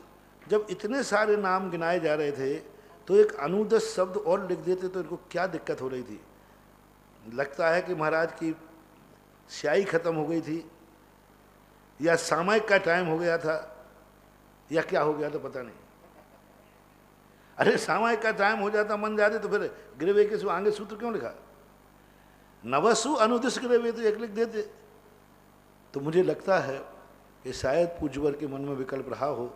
अनुदिशों के संबंध में कई आचार्यों के मत है, अनुदिश की व्यवस्था नहीं मानते हैं, तो इन्होंने सोचा कि हम तो कोई इतना ज़्यादा तो है नहीं, दोनों आचार्य को जो मानते हो वो निकाल लेना, जो नहीं मानते हो छोड़ देना। और ग्रेवे केसु, अब ग्रेविक में भी विभक्ति लगा दी गई। क्यों लगाई ग्रेविक में थी? क्योंकि यहाँ तक भी विशेषता है, मिथ्या दृष्टि यहाँ तक जाता है, अभव्य यहाँ तक जाता है। अलग अलग आयु तो नीचे भी है, लेकिन यहाँ अभव्य की मर्यादा बताने के लिए अभव्य यहाँ तक जाता है, मिथ्या दृष्टि यहाँ तक जाता है। पंच परावर्तन जो किए जाते हैं वो ग्रेविक तक ही होते हैं। ऐसी विशेषताएं होने से यहाँ व्यक्ति विजय वैजयंत जयंता पराजितेषु सर्वार सिद्धौषा। अब विजय वैजयंत जयंत और अपराजितों, अब यहाँ भी देखो ये पांचों को समासांत करना चाहिए था, लेकिन चार के बाद फिर विभक्ति लगा दी। क्यों लगा दी? क्योंकि यहाँ तक के लोग द्विचर्मा होते हैं, दो भाव मोक्ष दान है। सर्वार सिद्धि को अलग से क्यों कहा? सीधे पंच अनुत्तर होते, सर्वार सिद्धि पांच अनुत्तरों में आती है, तो पांचों अनुत्तरों को एक साथ समासांत बना देते तो एक अक्षर की बचत हो जाती। लेकिन सर्वार सिद्ध उस शब्द से कहने का अर्थ है कि सर्वार सिद्धि को अलग से मैं इसलिए रखना चाहता हूँ कि यहाँ के जीवों की विशेषता है। इनकी दो तीन विशेषताएं हैं। पहली विशेषता है कि यहाँ उत्कृष्ट और जघन आयु का भेद नहीं है, एक ही प्रकार की आयु होती है। दूसरा, यहाँ से जन्मा हुआ देव एक भाव में नियम से मोक्ष जाता है। कहाँ गए? हाँ, स्थिति प्रभाव सुख दुतिलेश्या विशुद्धि विशुद्धिन्द्रियावधि विषय तोधिका।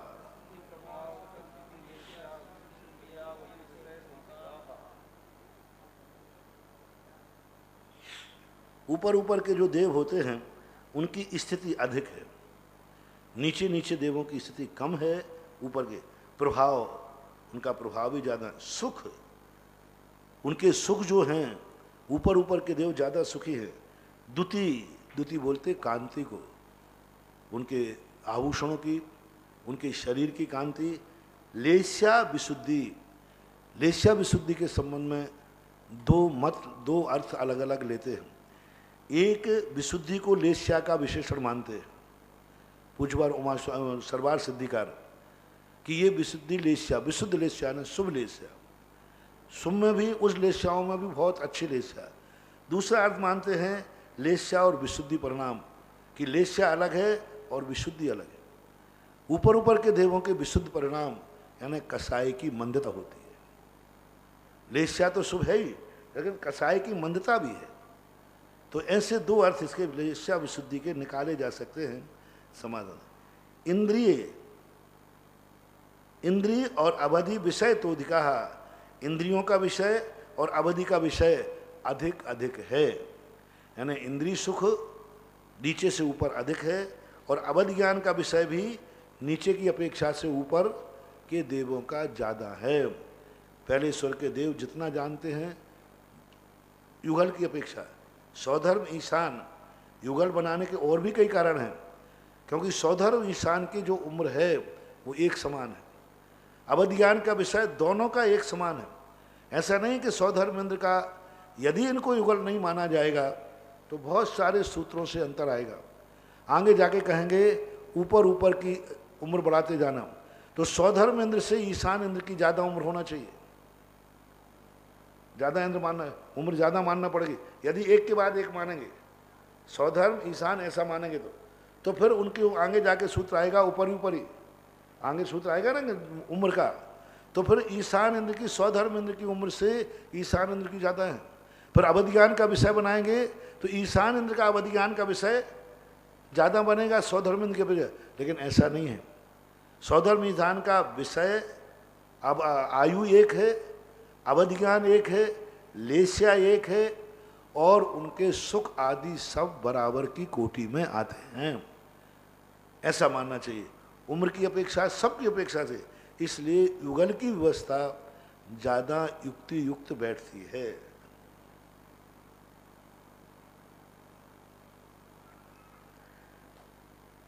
गति शरीर परिग्रहाभिमान तो हीना।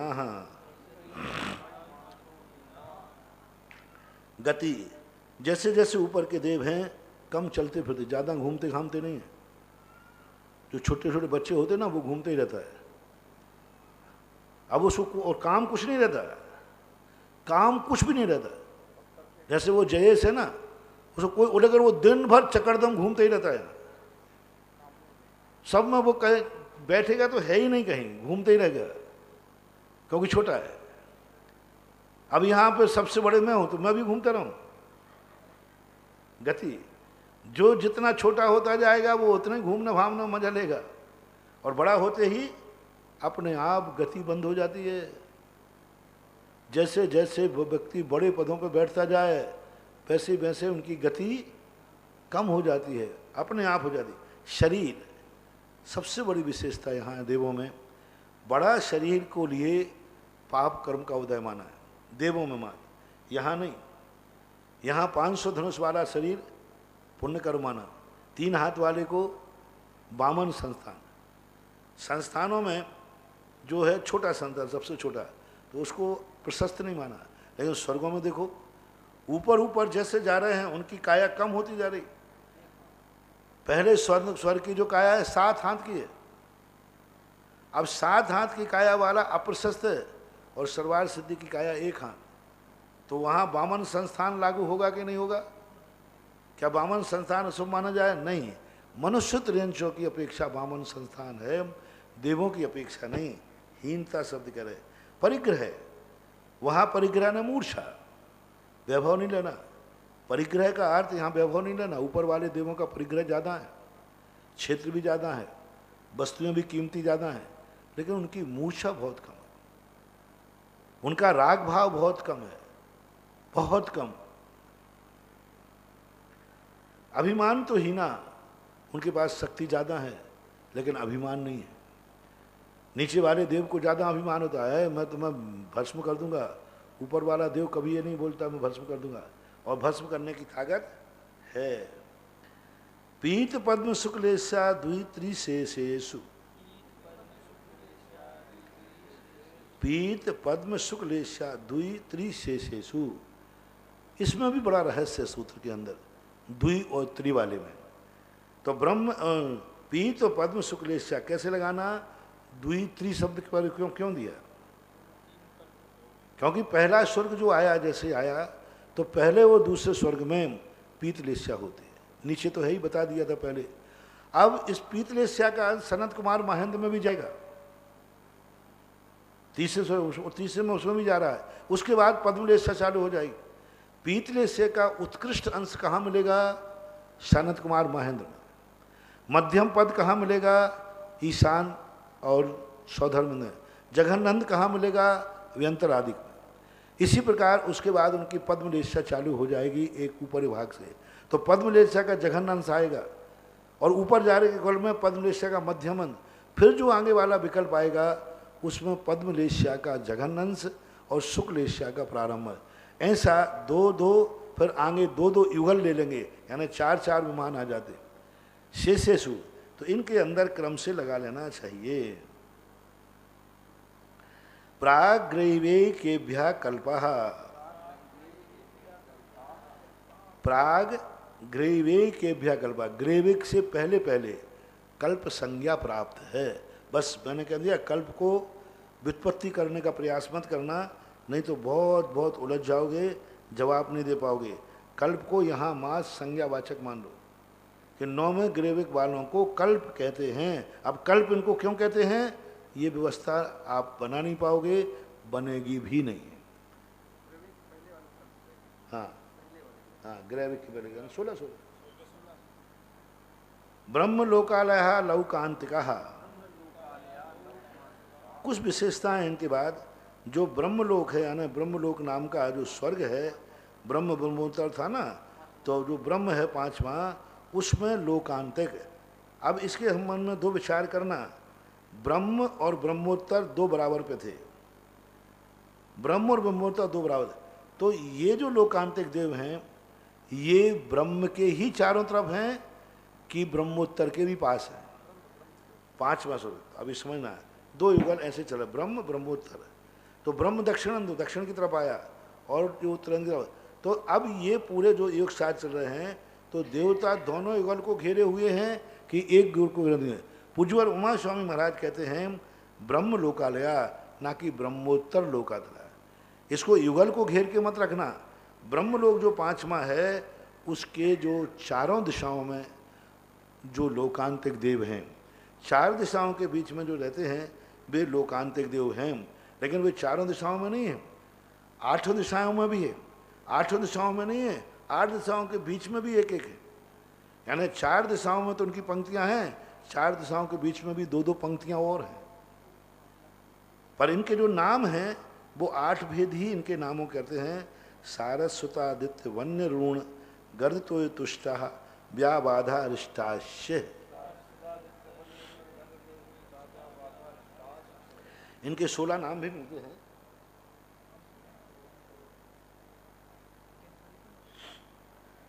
सोलह नामों की व्याख्या भी इनकी पाई जाती है।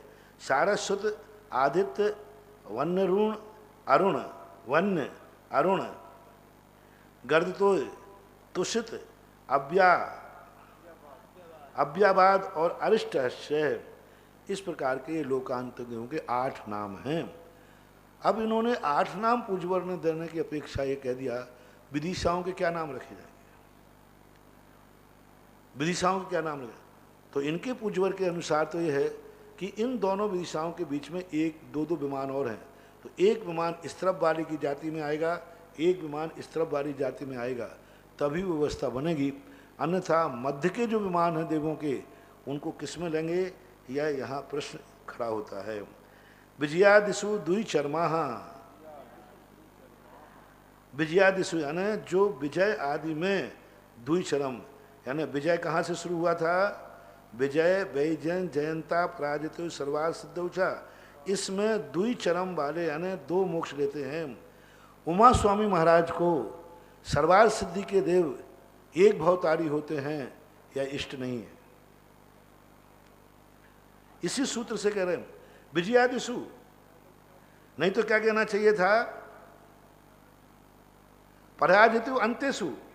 जैसे वनस्पति अंत कहते ना, वनस्पति के अंत तक, प्राग पहले कह दिया था ना, पहले हैं ईशानाथ, ईशानाथ। इसी प्रकार कह देते सर्वार सिद्धि के पहले पहले इन्होंने विजय दिशि से आदि करके पूरे विजयादिशु, और फिर पूरे सूत्र में मौन हो गए, सर्वार सिद्धि की कोई व्यवस्था नहीं बना रहे। हाँ, यदि ये द्विचर्म वाला छोड़ देते तो अपन ये मान लेते कि पूज्यवर उमा स्वामी ने इस विषय को छुआ नहीं है, छोड़ दिया, बहुत सारे विषय छोड़ दिए। लेकिन जब द्विचर्मा कह रहे हैं तो एक चर्मा क्यों नहीं कह रहे हैं।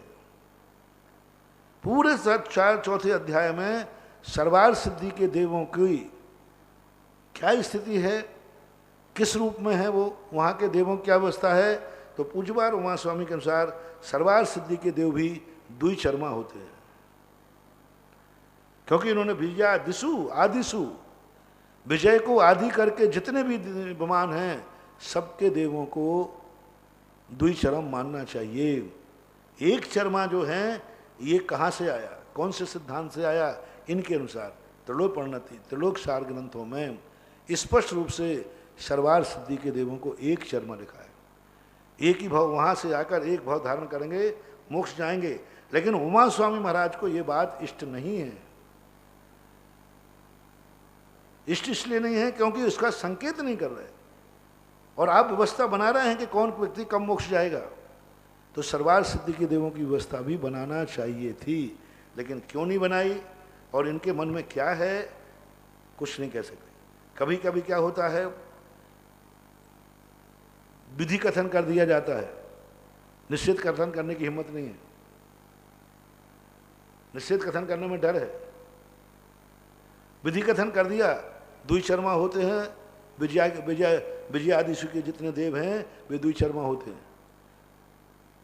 तो एक शर्मा भी होते हैं क्या, कह दिया ना द्विचर्मा होते हैं। तो एक शर्मा भी होते हैं क्या, कह दिया ना द्विचर्मा होते हैं। अरे भाई सीधा कह दो नहीं होते। मैं पूछ रहा हूं महाराज, क्या ऊपर के देव एक शर्मा होते हैं? तो कहें कह दिया ना द्विचर्मा होते हैं। तो क्या एक शर्मा भी होते, कह दिया ना द्विचर्मा होते हैं। अरे भाई जवाब तो सीधा इसका ये है, क्या क्या ऊपर के देव एक शर्मा होते हैं? नहीं होते। ये ना कह करके इन्होंने द्विचर्मा शब्द का प्रयोग किया।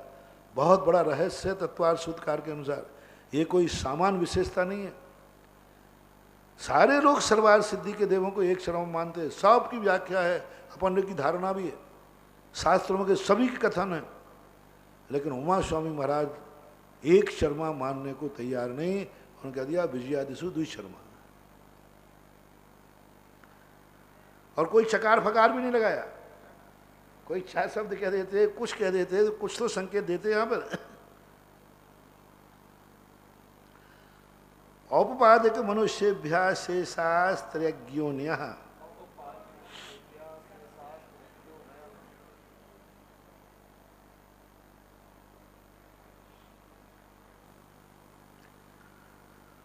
औपपादिक मनुष्येभ्यः, औपपादिक जो हैं यानी देव और नारकी, और मनुष्य जो हैं गर्भज हैं, इनको छोड़ करके सारे के सारे लोग, गर्भज नहीं है मनुष्य, औपपादिक यानी देव और नारकी और मनुष्य को छोड़ करके शेष कौन से हैं?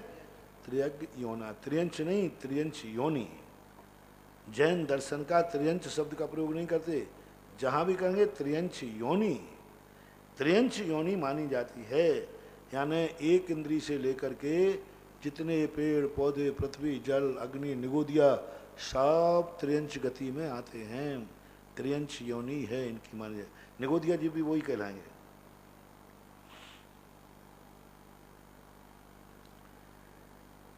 स्थिति रसुर नाग सुपर्ण दीप शेषाण,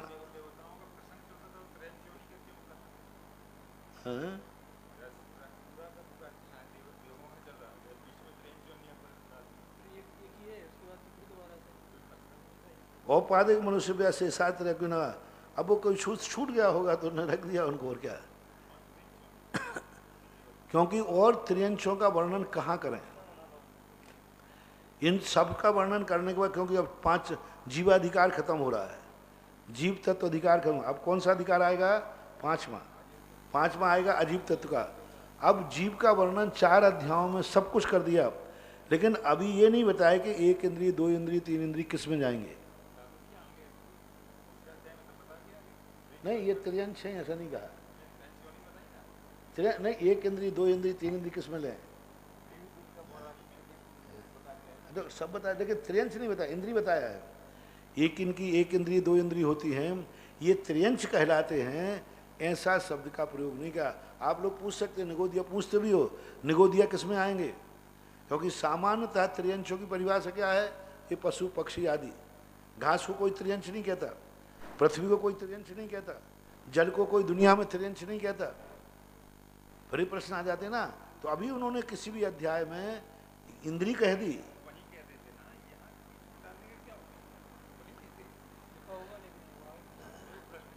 क्या होगा कि पूरी अंतिम फाइनल पांडुलिपि बना ली होगी, और बाद में ध्यान आया होगा, अब वहाँ काट पीट की अपेक्षा उन्होंने कहा यहाँ डाल दीजिए, क्योंकि यहाँ कोई प्रसंग नहीं था, क्योंकि बीच में ले लिया, आगे फिर देवता चालू हो गए।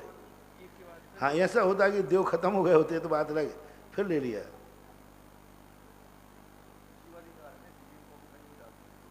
हाँ, जीवाधिकार, जीव तत्व का अधिकार। स्थिति रसुर नाग सुपर्ण दीप शेषाणाम सागरोपम त्रिपल्योपमार्धहीन मिता।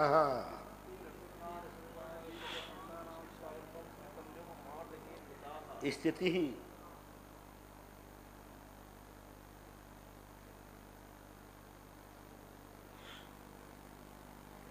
स्थिति रसुर नाग, स्थिति विसर्ग और असुर नाग सुपर्ण दीप शेषाणाम सागरोपम त्रिपल्योपमार्धहीन मिता। इनकी उम्र कैसे मानना? सागरोपम यानी ऐसा क्रम लगाएं कि असुर जाति के देवों की उत्कृष्ट स्थिति जो है एक सागर है। हाँ, इस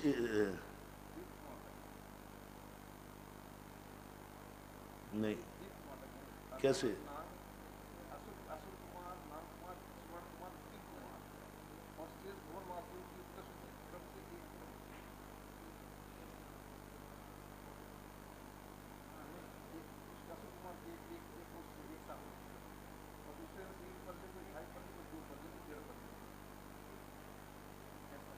कैसे?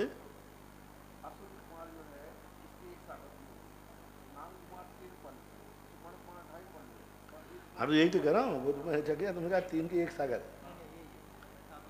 नहीं आपने बोला ना कि असुर नाग सुपर्ण द्वीप की 1 सागर, ऐसा नहीं है, 1 सागर नहीं है।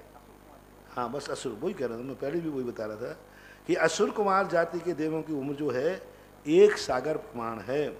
नाग कुमार जातियों की उम्र जो है 3 पल्ल है, और सुपर्ण कुमारों की जो है 2.5 पल्ल है, और दीप कुमारों की 2 पल्ल है। फिर आगे जो शेष बचे उनका अर्धहीन करते जाना, यानी आधा आधा कम करते जाना चाहिए। 1.5 पल, एक अंत में 1 पल आ जाएगी। सौधर्म ईशान यो सागरोपमे धिके,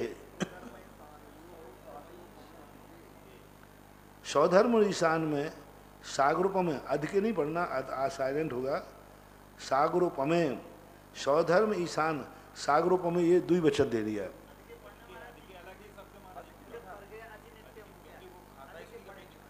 कई स्थान पर इसको आकार का लोप करके हाँ द्विवचन है, द्विवचन का ही प्रयोग किया है। सौधर्म बल लिया तो है किसी लोगों ने। सौधर्म ईशान यो सागरूप में अधिके, तो सौधर्म ईशान सागरूप में, सागरूप में द्विवचन क्यों किया? यानी 1 सागर नहीं है, द्विवचन कहने का अर्थ है 2 सागर। अब देखो संख्या ना कह करके विभक्ति द्विवचन की लगा देने से अपने आप 2 अर्थ निकल गया, लेकिन ऐसा बहुवचन लगाने से 3 निकल आएगा। यदि हम ये कह दें यहाँ पर कि सौधर्म ईशान यो सागरोपमः, तो अब कितने सागर लोगे? 3 से लेकर के ऊपर। मां द्विवचन ही ये व्यवस्था बनाई जाएगी। बहुवचन में बनाएंगे तो हम निश्चित संख्या नहीं कह पाएंगे, क्योंकि 2 की संख्या एक ही है, 1 की संख्या एक ही है, लेकिन बहुवचन की संख्या अनेक रूप में आती है, इसलिए 2 सागर। अब देखो दोनों की उम्र 1 बराबर है कि नहीं? सौधर्म और ईशान की 1 बराबर है। अरे सानत कुमार महेंद्र यो शब्द अधिके, अधिके शब्द से अर्थ है कि वहाँ पर कुछ उम्र ज़्यादा भी होती है। जो घातायस्क होते हैं 12वें गुण स्थान से ऊपर के लोग घातायस्क करते हैं, तो वहाँ के जाकर के 12वें से ऊपर के लोग, तो उनको बोनस में आधा सागर ज़्यादा मिलती है।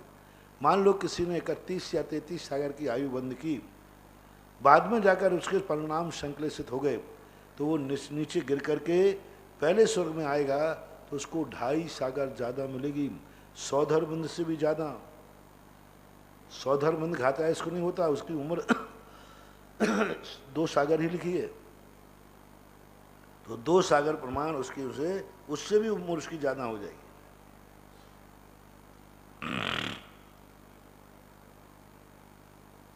सानत कुमार महेंद्र यो हो, महेंद्र यो, यानी इसमें भी द्विवचन दिया है कि सानत कुमार और महेंद्र की षष्ठी का द्विवचन, तो क्या है? सप्त, 7 सागर जानना चाहिए।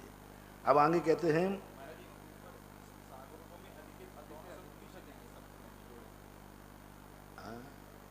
अधिके शब्द उसकी व्याख्या उसके साथ जोड़ दिया, सभी के साथ अधिके शब्द जोड़ना है, क्योंकि सभी स्वर्गों में घातैस वाला जो आ रहा है वो अधिक अधिक पाएगा, ऐसा न लगे। लेकिन हम यहाँ कह नहीं सकते। देखो, दो बातें ध्यान रखना पढ़ते समय। एक तो आगम की बात अन्य आचार्यों की, और एक इन आचार्यों की बात को भी स्वीकार करना। हो सकता है अन्य के साथ ये अधिक शब्द नहीं जोड़ रहे हो तो क्या करोगे, क्योंकि कोई संकेत तो दे नहीं रहे कि हर के साथ जोड़ लेना, कोई संकेत तो देना चाहिए था कि अधिक के साथ, लेकिन चूंकि नहीं, उससे मतलब नहीं है। लेकिन अन्य आगम में जब सर्वाचार्य एक मत ग्रहण करते हैं तो कहीं जहाँ पर स्पष्ट निषेध न मिले वहाँ पूर्वाचार्यों की बात को ग्रहण कर लेना चाहिए। सानंद कुमार महेंद्र सप्त अधिके त्रिसप्त नवैकादश त्रयोदश पंचदश वृधिकानि तु।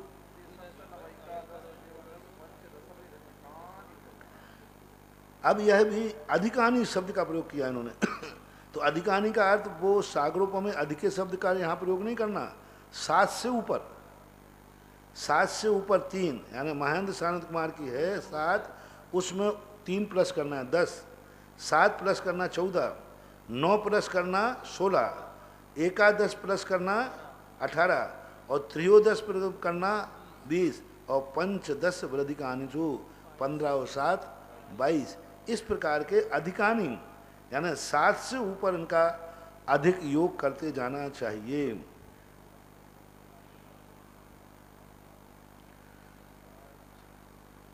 आरणाच्युता दूर्धमेकैकेन नवसु ग्रैवेकेषु विजयादिषु सर्वार सिद्धौच।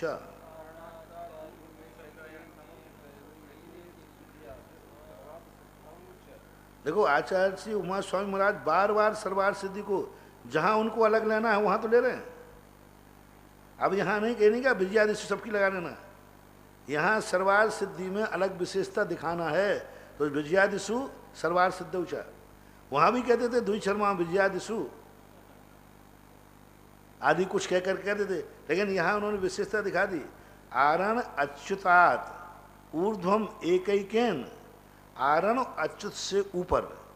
अब यदि, अब देखो यहाँ भी देखना, युगल की सिद्धि देखना, यदि एक के ऊपर एक होता तो अच्युतांत अच्युत से ऊपर कह देते। ग्रेवे कहाँ से शुरू होते हैं? देखो, सबसे बड़ा सशक्त उदाहरण मिला है कि 2 बराबर पे हैं, सबसे बड़ा सशक्त है उमा स्वामी महाराज के अनुसार। यदि एक के बाद एक होता तो ग्रेवे कहाँ से शुरू होते हैं? अच्युत से शुरू होते, अच्युत से शुरू होना चाहिए, क्योंकि आरण तो अपने आप नीचे आ गया और अच्युत ऊपर आ गया। अच्युत के बाद ग्रेवेक होना चाहिए, लेकिन एक के क्या नाम दे रहे हैं? आरण अच्युतात् ऊर्ध्वम, यानी आरण और अच्युत दोनों बराबर पे हैं, ये ऐसा निकाला जाता है। अब यदि अपने मन में कहीं मत भी मिलते हैं तो ये चिंतन करना चाहिए। सूत्र पढ़ते समय चिंतन मांगता है। रटो में सूत्र का अर्थ ही है कि चिंतन। सूत्र एक कच्चा मटेरियल है, उसको पकाना करना। अब देखो कहाँ का, यहाँ से कोई भी शक्ति इसका खंडन नहीं कर सकती। उम्र में भी आप कह देते हो महाराज जी ये कोई बात हो गई क्या? नीचे ऊपर की बराबर उम्र हो गई, हो जाए, क्या फर्क पड़ता है इसमें कोई? लेकिन इसमें तो नहीं खंडन कर सकते आप, क्योंकि आरण अच्युत सुर से ऊपर ग्रेवेक शुरू हो रहे हैं। यदि एक के बाद एक होते तो स्पष्ट रूप से वो कहते अच्युत सुर से ऊपर ग्रेवेक चालू होते हैं।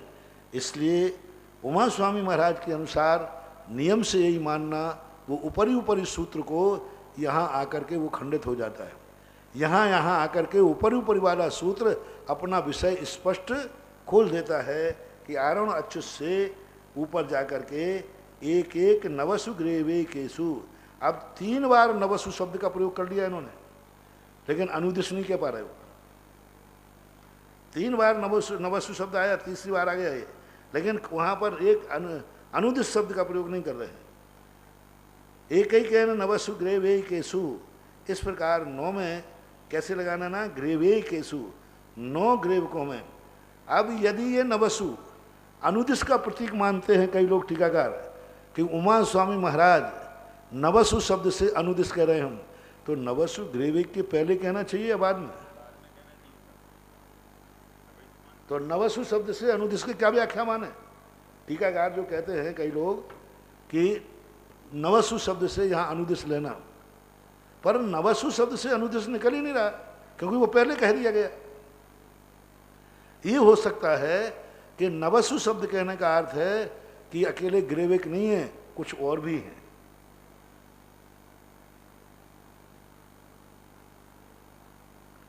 ग्रेवेकेषु यानी 9 ग्रेविकों में, अब देखो उम्र देखना इनकी, 22 से लेकर 9 ग्रेविक हैं, तो हर ग्रेविक की क्या है, एक एक सागर बढ़ाते जाना। तो 9 से 22 से 9 कितने हो जाएंगे, 31 सागर हो जाएंगे।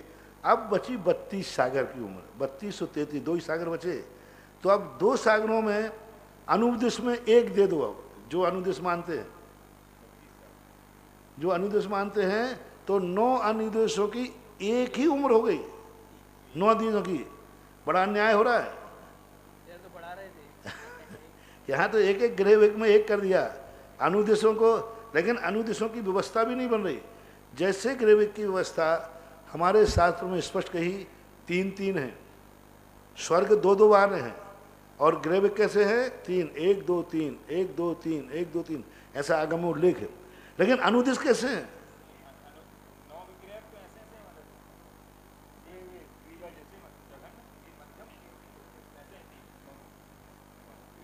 कहीं भी बताएं अनुदिश की व्यवस्था कैसे है, कहाँ है?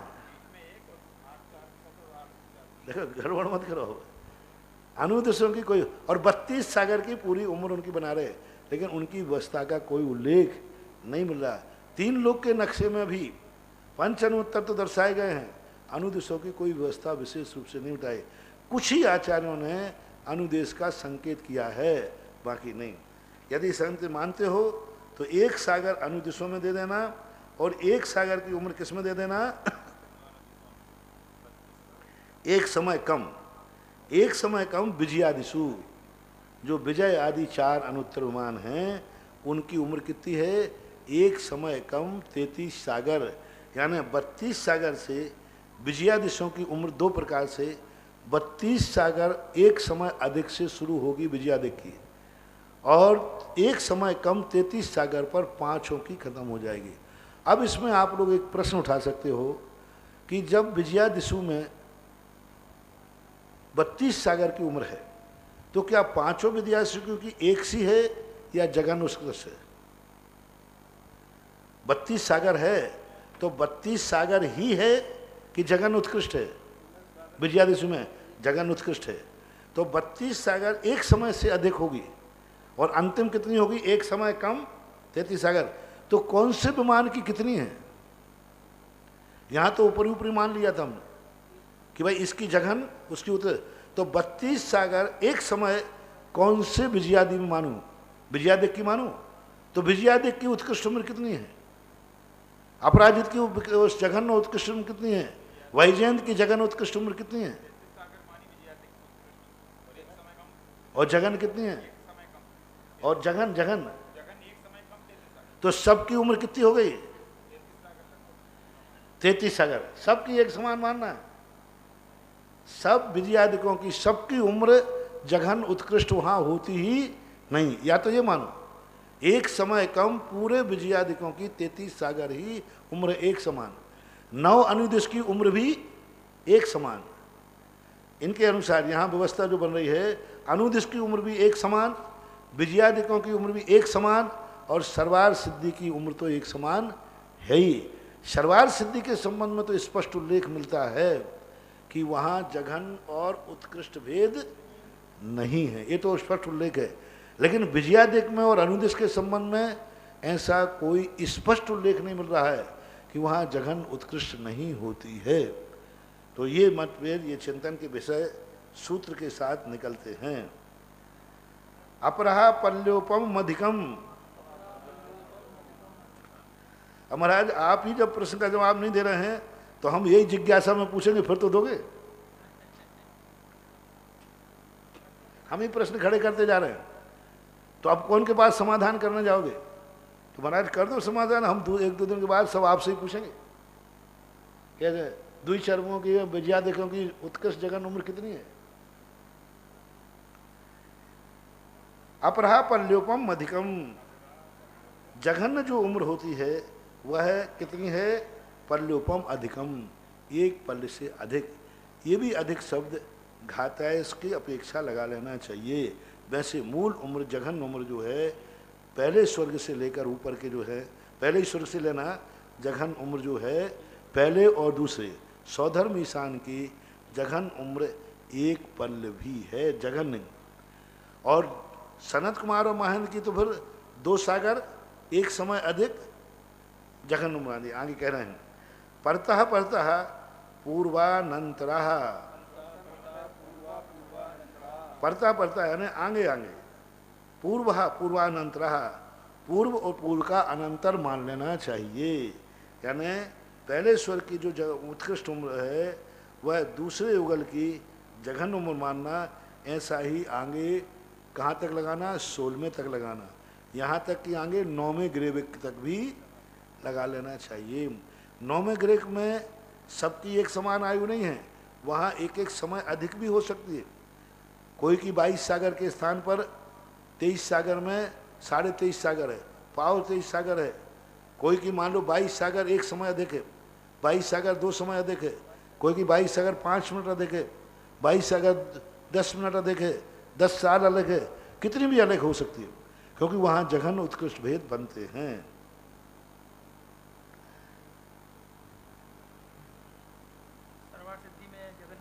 यदि वहाँ पे यदि बनाओगे, यदि मान लो आप ये भी कहो कि अनुदेश और सर्वार्थ सिद्धि के समान, वहाँ भी पहले 3 की जो है 23 सागर, दूसरे 3 की 24, ऐसा मानते हो या एक एक की मानते हो, तो फिर पंच परावर्तन में 9वां ग्रेविक नहीं बनेगा। 9वां ग्रेविक पंच परावर्तन में वहीं बनेगा जहाँ एक एक समय भी उम्र अधिक हो सकती है। अनुदेशों को पंच परावर्तन में नहीं लेते, क्योंकि वहाँ उम्र एक बन जाएगी। अनुग्रेविक की एक उम्र मान लोगे तो फिर एक एक समय का पंच परावर्तन कैसे कराओगे, काल परिवर्तन नहीं बनेगा।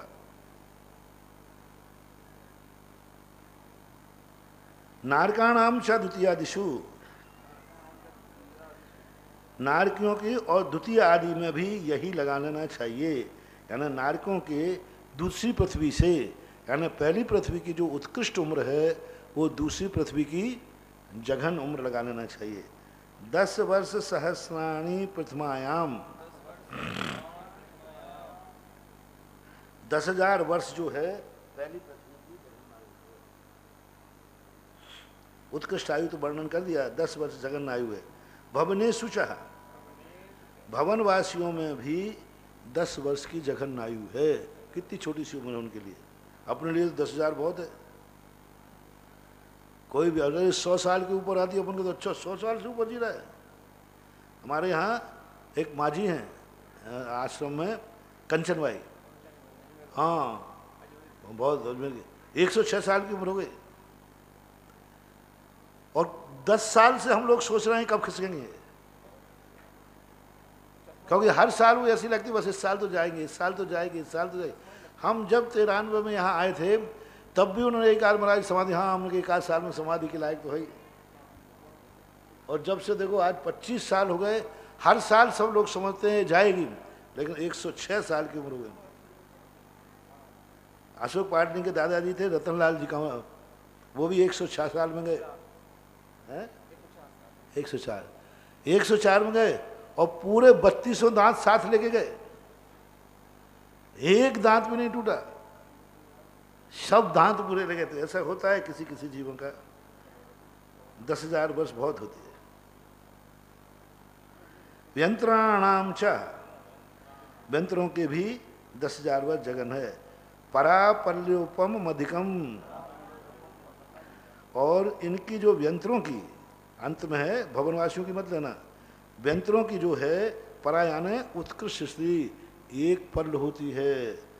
ऊदमी लोगों की उम्र ज्यादा नहीं होती, हाँ अधिकतम उम्र स्त्रियों के बाद वैमानिक देवों में जो जघन्य स्थिति है व्यंत्रों की वो उत्कृष्ट स्थिति है। यदि ज्यादा देर जिंदा रहे तो और पता नहीं क्या करेंगे।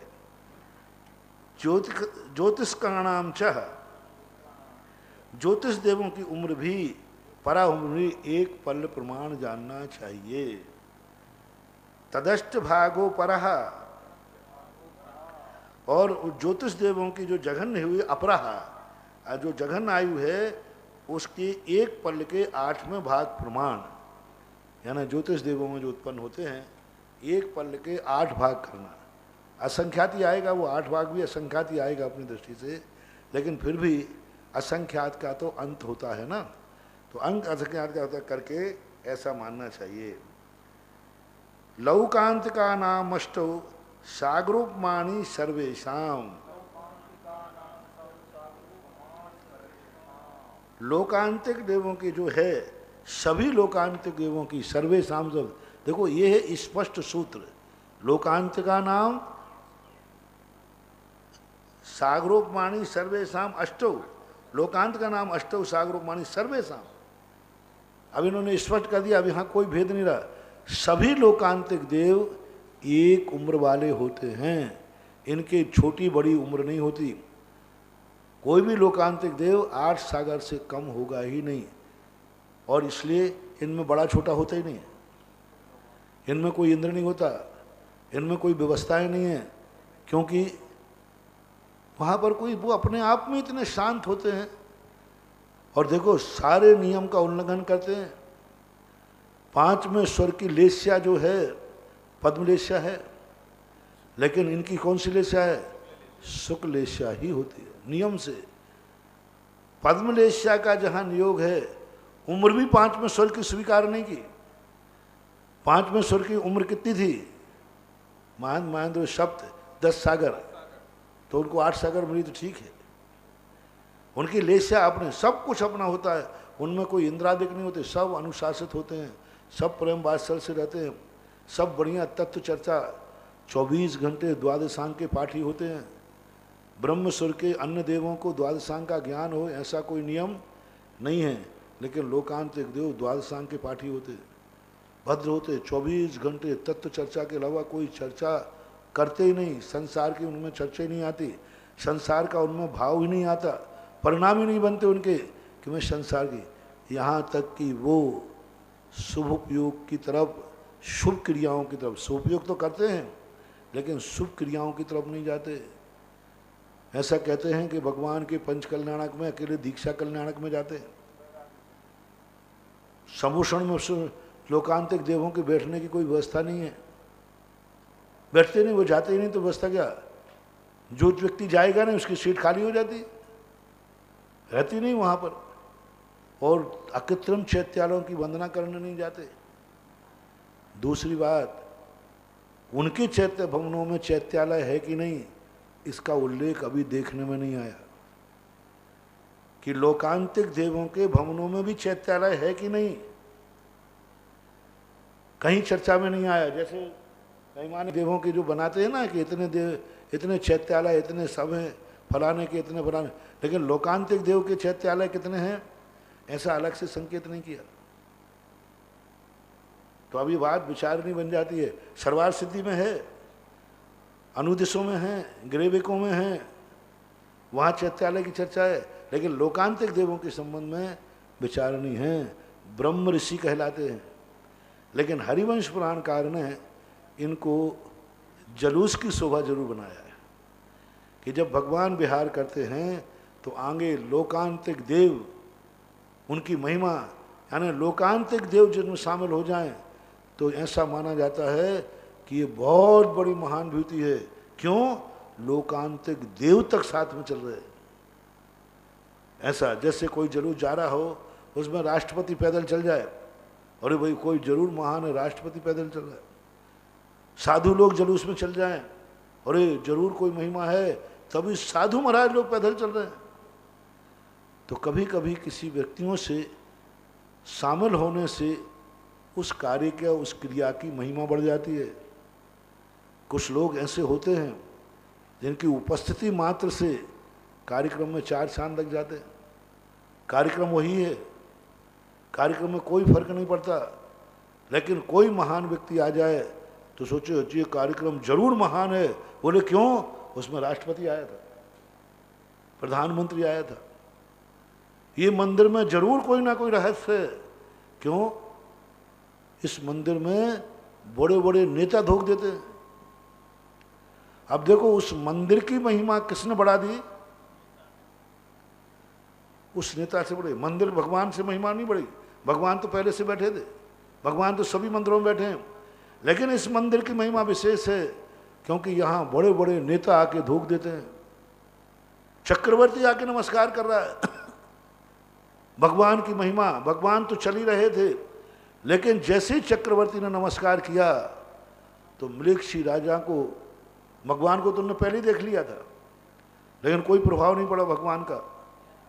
भगवान से ज्यादा प्रभाव कई बार भक्त का होता है। चक्रवर्ती ने जैसे नमस्कार किया, सारे मृक्ष लोग आश्चर्यचकित रह गए, ये जरूर कोई महान शक्ति है। बोले कैसे जाना? चक्रवर्ती नमस्कार कर रहा है। इसलिए मैं बार बार कहता हूं कि किसी भी चीज की महिमा, विज्ञापन क्या है? वही तेल है। अमिताभ बच्चन ने मात्र हाथ में उठाया है, कुछ नहीं किया, मात्र हाथ में उठाने। तो मैंने कहा ये फोटो, कोई महाराज करोड़ों रुपए आए इतने की फोटो दो। और कई बार तो वो हाथ में भी नहीं उठाता, टेबल पर रखा है, बाजू में खड़ा भर हो जाता है। यानी खड़े होने के करोड़ रुपया, यानी लोग उसके खड़े होने से मान लेते हैं। इतनी बड़ी शक्ति इस तेल को हाथ में लेके दिखा रही है, यानी ये तेल महत्वपूर्ण है, और करोड़ों करोड़ों विज्ञापन का दे देते हैं। यानी उसके हाथ में लेने से जो करोड़ रुपया दे रहा है वो 10 करोड़ कमाएगा, तभी वो 1 करोड़ देगा। इसलिए महिमा बढ़ जाती है। कई बार ऐसी ऐसी शक्तियां होती हैं। आप लोग क्यों बड़े लोगों को बुलाने का प्रयास करते हैं कि अब इस कार्यक्रम में बड़े लोग आ जाएं? आप इसलिए नहीं बुला रहे कि वो बड़ा आदमी है, इसलिए बुला रहे हो कि उसके आ जाने से इस कार्यक्रम की महिमा बढ़ जाएगी। क्यों चक्रवर्ती आदि को मंदिरों में बार बार कहता हूं कि मंदिरों में गरीब आवे या नहीं आवे, संसार के सबसे बड़े आदमी उनको मंदिरों में बुलाओ। इसलिए नहीं कि उनका कल्याण होना है, इसलिए हमारे मंदिर की महिमा बढ़ जाना है। एक बार किसी व्यक्ति ने कहा, बोले महाराज भगवान की महिमा आप इंद्रों से क्यों बढ़वाते हो? भक्ताम वर प्रणति मौल मणि। हम लोग क्या बेफालतू हैं? हम लोग भक्ति कर रहे हैं, उसकी कोई कीमत नहीं है। भगवान आप वो शक्ति हैं जहां अमर लोग भी आपके चरणों में झुकते थे। अब बोलो भाई, ये क्यों बनाया अमरों को? मानतुंग आचार्य मनुष्य जाति के हैं, मनुष्यों के गुरु हैं, आहार मनुष्यों का करें, सारी व्यवस्था मनुष्य करें, और महिमा किससे गा रहे हैं? वो देवों से। क्यों? तुम 1 लाख नमस्कार करो तो भगवान की महिमा नहीं गाएंगे, क्योंकि तुम आफत के मारे हो।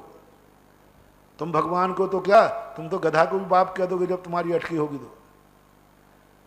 मनुष्य से कारण से भगवान की महिमा नहीं बढ़ती, क्योंकि मनुष्य परिस्थितियों से घिरा हुआ रहता है, अभाव से घिरा हुआ रहता है। लेकिन देवता परिस्थितियों से घिरे नहीं है, उनके पास किसी चीज का अभाव नहीं है, उनको कुछ चाहिए नहीं है, और अवधिज्ञानी होते हैं। उन्होंने नमस्कार किया है नियम से, ये भगवान में कोई ना कोई महान शक्ति है, महान शक्ति। इसलिए ये लोकांतिक देव वगैरह जो हैं, इनका एक अपने आप में स्टैंडर्ड मेंटेन है। इन्होंने अपनी चर्या ऐसी बनाई, इन्होंने अपना स्वरूप ऐसा बनाया, अपनी भद्रता ऐसी बनाई, दादागिरी से नहीं, गुंडागिरी से नहीं, अपने आचरण से, अपने व्यवहार से, अपने परिणामों के माध्यम से इनके परिणाम ऐसे बन जाते हैं। इस प्रकार से यह चतुर्थ अध्याय देवताओं के रूप में जो था वह है, हाँ देवताओं का रूप में। अब ये स्वर को मैंने पहले ही बताया था। पूज्यपाद स्वामी ये कहते हैं कि यदि मोक्ष न मिले तो कम से कम नरक तो मत जाना। छाया, धूप से छाया भली है, कम से कम इतना परिणाम तो कर ही लेना मनुष्य के बाद कि नर से नारायण बनो या नहीं बनो, नार की नहीं बनना चाहिए। इसलिए देवों का स्वरूप बताया, पुण्य की महिमा के बताने के लिए इन्होंने इस प्रकार की महिमा को गा करके और कहा। ऐसी महिमा को तत्वार सूत्र के लिए, सभी लोगों के लिए ये ऐसा है अपना जैन दर्शन का ग्रंथ है। संक्षेप में मैंने पहले दिन भी कहा था, ये द्वादशांग की कुंजी है। बड़े रहस्य इन सूत्रों में छुपे हैं। अभी तो 1-2 घंटे के अंदर आप कह रहे हो कि 2 घंटे में पूरा अध्याय, अरे इसको पूरे पूरे महीनों लग जाए एक एक अध्याय को समझाने में, एक एक सूत्र को समझाने में, तो भी कम है। अभी आपको भारी लग रहा होगा, महाराज आपकी क्लास बहुत तगड़ी है। 2 घंटे तक कोई बैठता है? 2 घंटे तक कोई बैठे? पता नहीं, मैं तो समझ रहा हूँ कि बैठे हुए अब टीवी पे कोई बैठा है कि नहीं बैठा, लेकिन इतना विश्वास है कोई ना कोई तो होगा जिसको 2 घंटे का प्रवचन भी कम लग रहा होगा। होंगे?